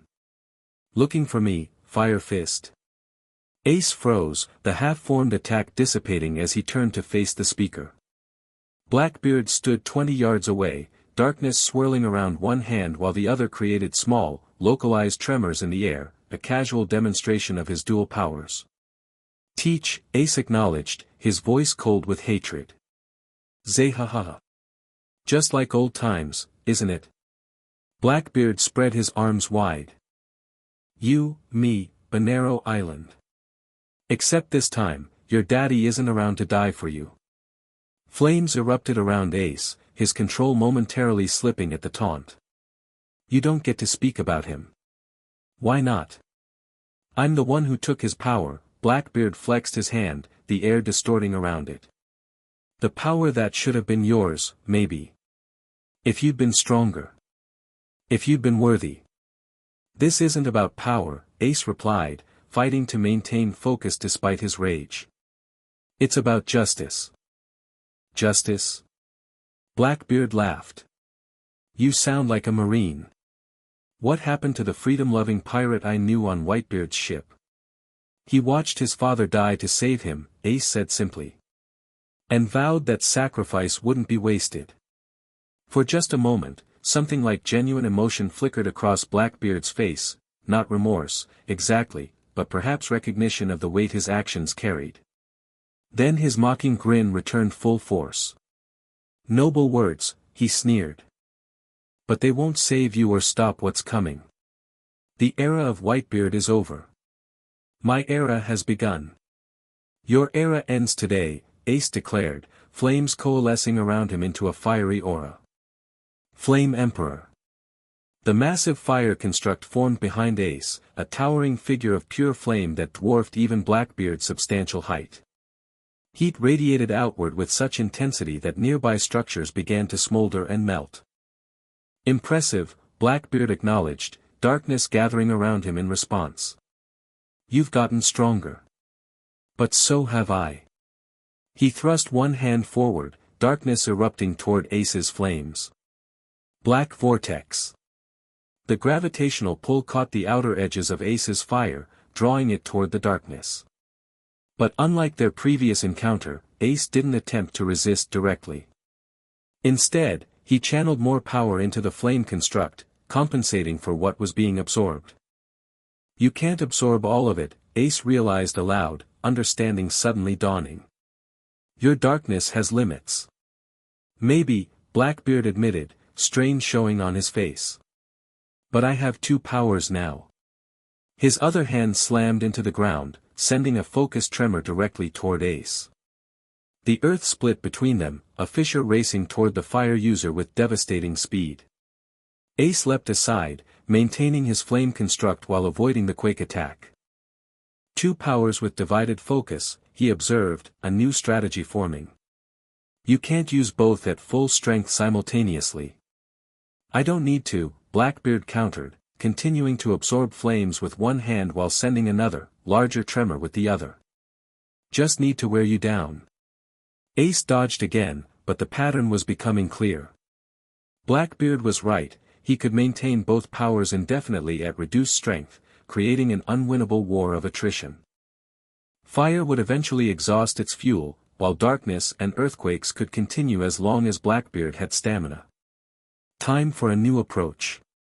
Crossfire. Ace shouted, abruptly changing tactics. Instead of maintaining the large flame construct, he created dozens of smaller fire projectiles that shot toward Blackbeard from multiple angles simultaneously. Blackbeard's darkness couldn't absorb them all at once, forcing him to choose targets. Several fire spears penetrated his defense, burning into his massive frame and drawing howls of pain. You bastard! Blackbeard roared, reflexively releasing a shockwave that cleared the area around him. I'll crush you. Not today, Ace replied, pressing his advantage. The battle had drawn them away from the vault, exactly as he'd planned.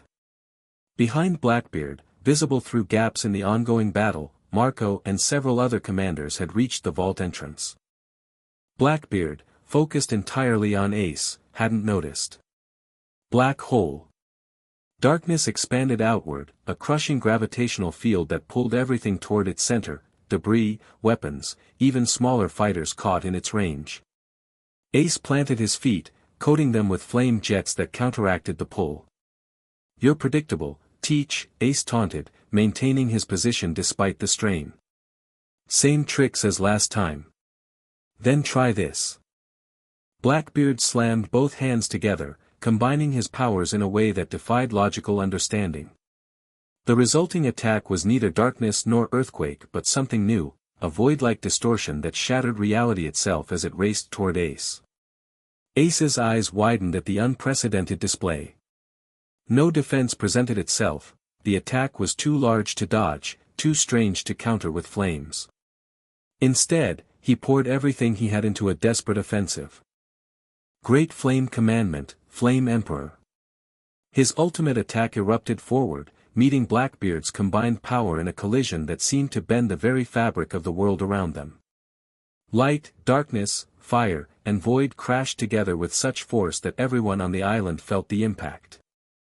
For a moment, neither power gained advantage, the two devil fruit users locked in a stalemate of pure will. Then, gradually, Blackbeard's attack began pushing back Ace's flames, the combination of two fruits proving stronger than even Ace's most powerful technique. Blackbeard's face split into a triumphant grin as he sensed victory. See the difference between us now? This is true power. Ace gritted his teeth, pouring more strength into his flames even as they were forced backward. Power isn't everything, he managed, blood beginning to trickle from his nose with the strain of maintaining the attack. Easy words from the losing side, Blackbeard mocked, intensifying his assault. The combined powers pushed Ace's flames to within feet of their creator. Any last words before history repeats itself? Despite the imminent defeat, Ace's expression suddenly shifted from strain to satisfaction. Yeah. Thanks for the distraction. What?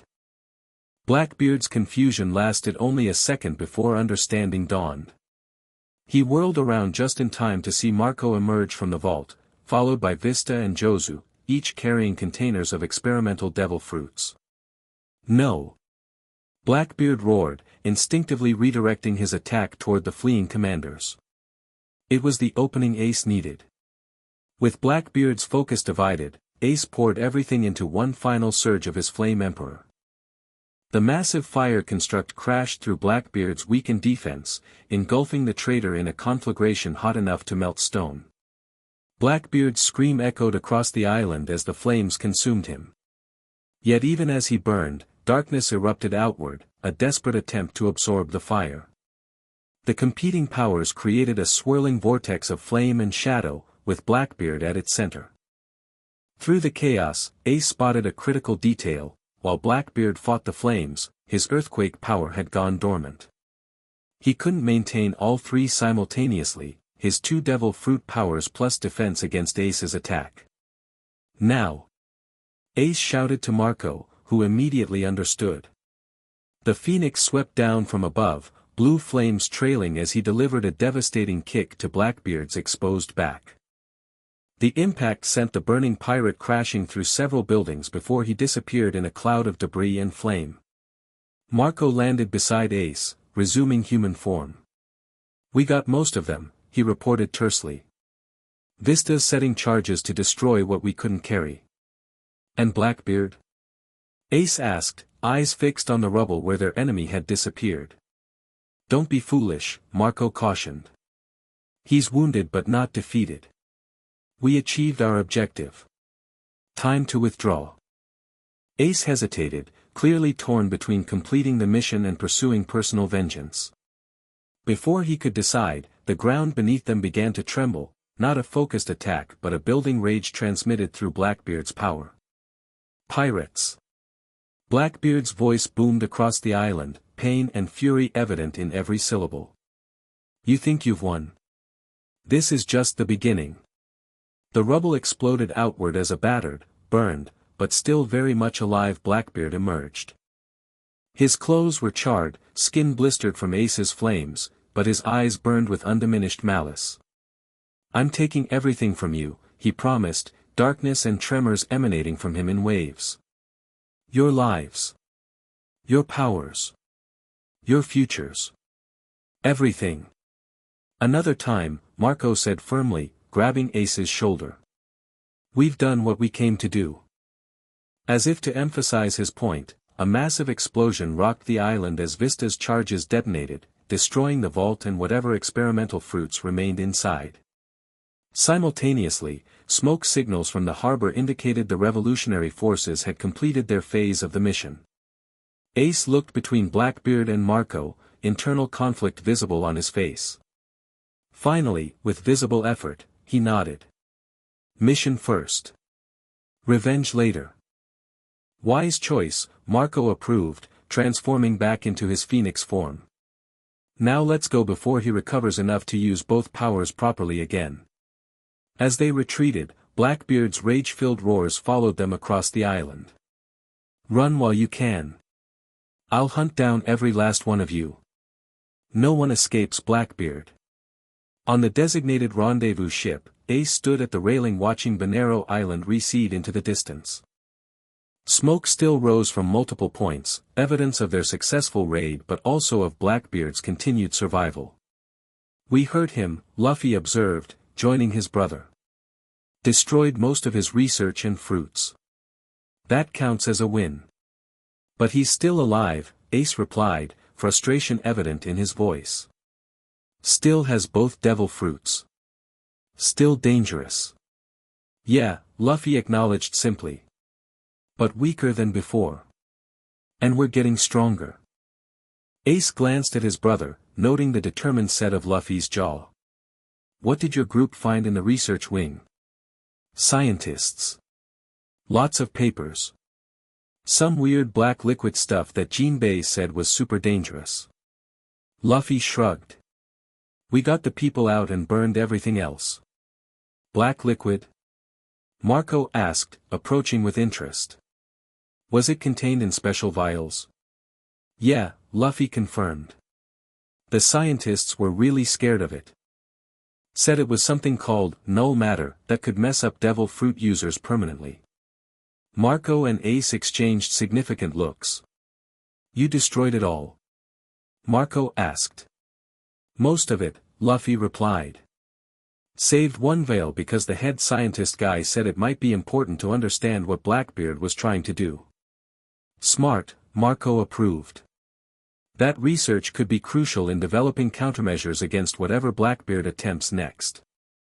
The revolutionary chief of staff joined their conversation, his usually impassive face showing signs of satisfaction. Our raid was similarly successful. We've disrupted Blackbeard's operation significantly. It will take him months, possibly years, to recover what he lost today. Unless he finds another source, Ace cautioned. There must be other research facilities. Undoubtedly, the revolutionary agreed. But they'll be on high alert now. And our intelligence suggests the Vegapunk 3 facility was unique in its devil fruit focus. Ace turned back to the horizon, where Banero Island had disappeared from view. We won the battle, he acknowledged. But the war is just beginning. And we'll be ready, Marco assured him, placing a hand on his shoulder. What we did today honors Pop's memory more than blind revenge ever could. Strategic. Effective. Looking to the future. The future, Ace repeated, testing the concept. For so long, he'd been focused solely on avenging the past. What is our future, Marco? The Whitebeard pirates without Whitebeard? Whatever we make it, Marco replied simply. Pop's protected territories, people, ideals. We can continue that legacy while forging our own path. And you won't be alone, Luffy added with characteristic directness. You've got your crew. You've got me. You've got friends all over the world who stood with Whitebeard. For the first time since Marineford, Ace felt something beyond grief and rage, a flicker of possibility, of purpose extending beyond revenge. Pops always said we were free to choose our own path, he mused. That being his children meant carrying his will, not just his flag. Exactly, Marco nodded. And his will was never about conquest or domination. It was about family, freedom, and standing against tyranny, whether from the world government or pirates like Blackbeard. The revolutionary studied them with newfound respect. If that's truly your purpose, perhaps our temporary alliance need not be so temporary after all. Dragon believes a new world order is coming, one that will require unlikely partnerships. One step at a time, Marco cautioned, ever the pragmatist. Today we struck a blow against a common enemy. Tomorrow, we'll see what tomorrow brings. As the ships sailed toward the revolutionary base, carrying their rescued scientists and stolen research, Ace found himself looking forward rather than backward for the first time since Whitebeard's death. The path ahead remained unclear, fraught with danger and uncertainty. Blackbeard was wounded but not defeated, the Marines under Akainu were becoming more extreme, and the balance of power across the world continued to shift in unpredictable ways. Yet amid this chaos, something new was forming, alliances and purposes that transcended traditional boundaries between pirates, revolutionaries, and those caught in between. A reshaping of the world that had begun at Marineford but would be determined by what came after. Ace, Luffy said suddenly, interrupting his thoughts. I've decided. Decided what? I'm going back to my crew, Luffy stated firmly. I need them. And they need me. We've all got training to do if we're gonna face what's coming. Ace nodded, unsurprised. I knew you wouldn't stick around forever.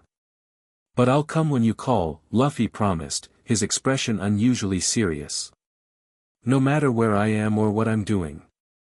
You need me, I'm there. Same goes for me, little brother, Ace replied, a genuine smile finally breaking through. Though I hope next time we meet, it's not in the middle of a war. With our luck. Luffy grinned. Probably will be. 1 month later, Ace stood at the helm of the Moby Dick, Marco beside him as they approached a familiar island. Unlike Bonero, this place held no painful memories, only a connection to the man they had called father.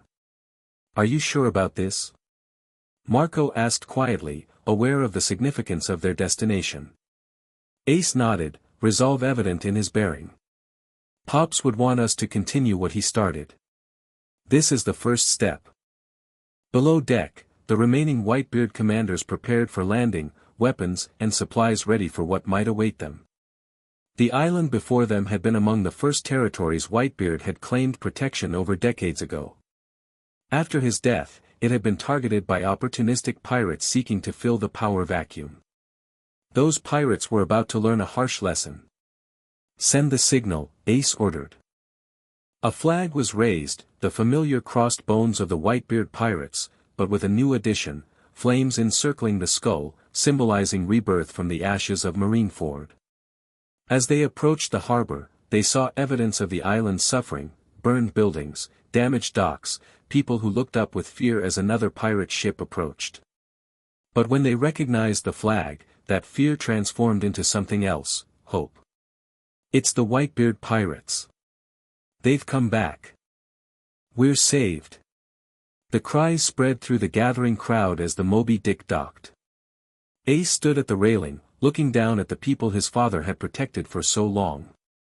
People of Sphinx Island, he called out, his voice carrying across the harbor. I am Portgas D. Ace, commander of the Whitebeard pirates. We've returned to fulfill our promise to you. The crowd's cheers were deafening, relief and joy evident on faces that had clearly endured much suffering since Whitebeard's death. My father gave his life to protect his family, Ace continued when the noise subsided. That family includes everyone under his protection. We may have been absent, but we have not abandoned you.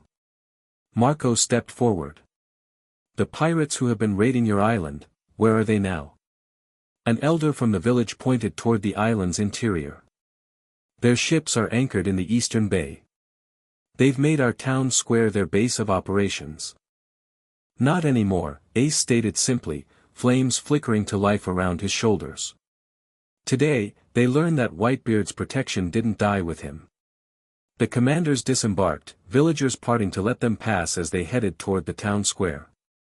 Word of their arrival apparently reached the occupying pirates quickly, nervous sentries were visible on rooftops, and barricades had been hastily erected. Last chance to leave peacefully. Ace called out as they approached the square. Abandon this island and never return. Laughter was the only response, followed by the appearance of a heavy-set pirate captain on a central platform. The Whitebeard pirates, he mocked. A broken crew with no captain. You think your reputation still means anything? Actions speak louder than reputation, Marco replied calmly. And you're about to witness both. What followed wasn't really a battle so much as a demonstration, of power, of purpose, of the undiminished strength of Whitebeard's children even without their father. Ace's flames, Marco's phoenix form, Vista's swordplay, Josu's diamond defense, each commander displaying the abilities that had made them legendary under Whitebeard's flag. The occupying pirates, despite their numbers, lasted less than 15 minutes before their captain surrendered, kneeling before Ace with fear evident in his eyes. Mercy, he begged. We didn't know, didn't understand. Now you do, Ace replied, flames still dancing around his fist. Spread the word. Any island under Whitebeard's protection remains under our protection. Any pirate who targets these people answers to us. As the defeated pirates were escorted to their ships and sent away with their warning, the villagers emerged from their homes, cautiously at first, then with growing confidence as they realized their nightmare was truly over. An old woman approached Ace, tears streaming down her weathered face. You're truly his son, she said, reaching up to touch his cheek. Edward visited this island for decades. He always spoke of his children with such pride.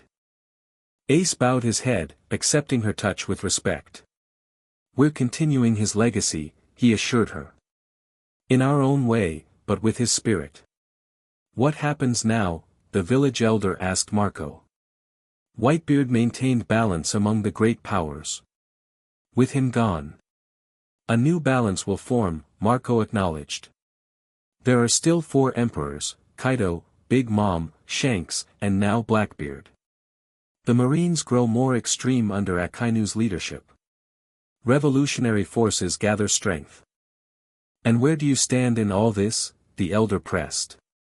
"Are you claiming emperor status to replace your captain?" Marco and Ace exchanged glances before Ace answered. "No. We're forging a different path." What Ace means, Marco clarified, is that we're not seeking to control territory or build an empire. We're creating a network of protected islands, allied crews, shared resources. Something more resilient than a traditional power structure. Something that can't be destroyed by cutting off the head, Ace added, the lesson of Marineford clearly shaping his thinking. Whitebeard pirates, yes, but evolved for a new era. As night fell, celebrations broke out across the island, the first real joy these people had experienced since news of Whitebeard's death had reached them. Bonfires lit the beach, music played, and stories of the great pirate were shared among generations. Ace stood apart from the festivities, watching from a cliff overlooking both the celebration and the Moby Dick anchored in the harbor below. The ship looked different now, repairs had changed its profile slightly, and the new flag caught the firelight as it fluttered in the evening breeze. "He would be proud," Marco said, joining him at the cliff edge.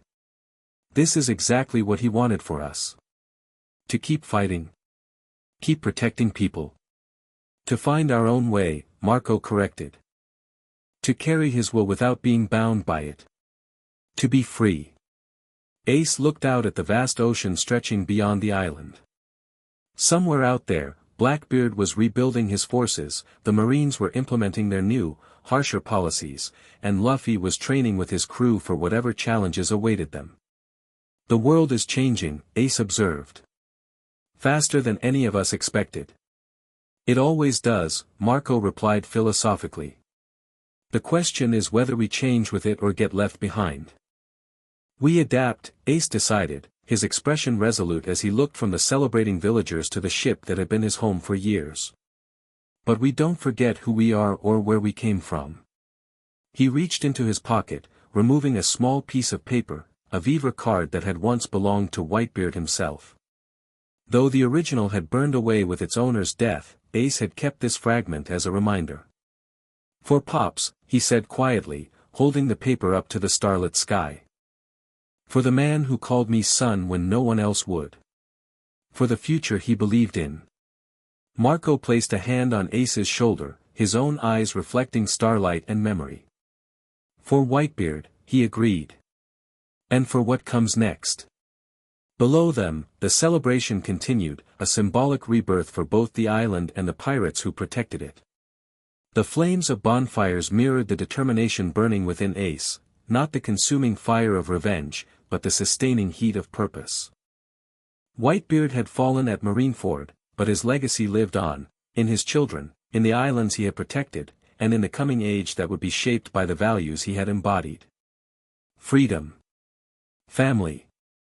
The courage to forge one's own path through the endless sea. As Ace and Marco rejoined the celebration, the future remained uncertain, the world in flux. But for the first time since watching his father die, Ace faced that uncertainty without fear, ready to write his own chapter in the unfolding story of the great pirate era. The tide had turned.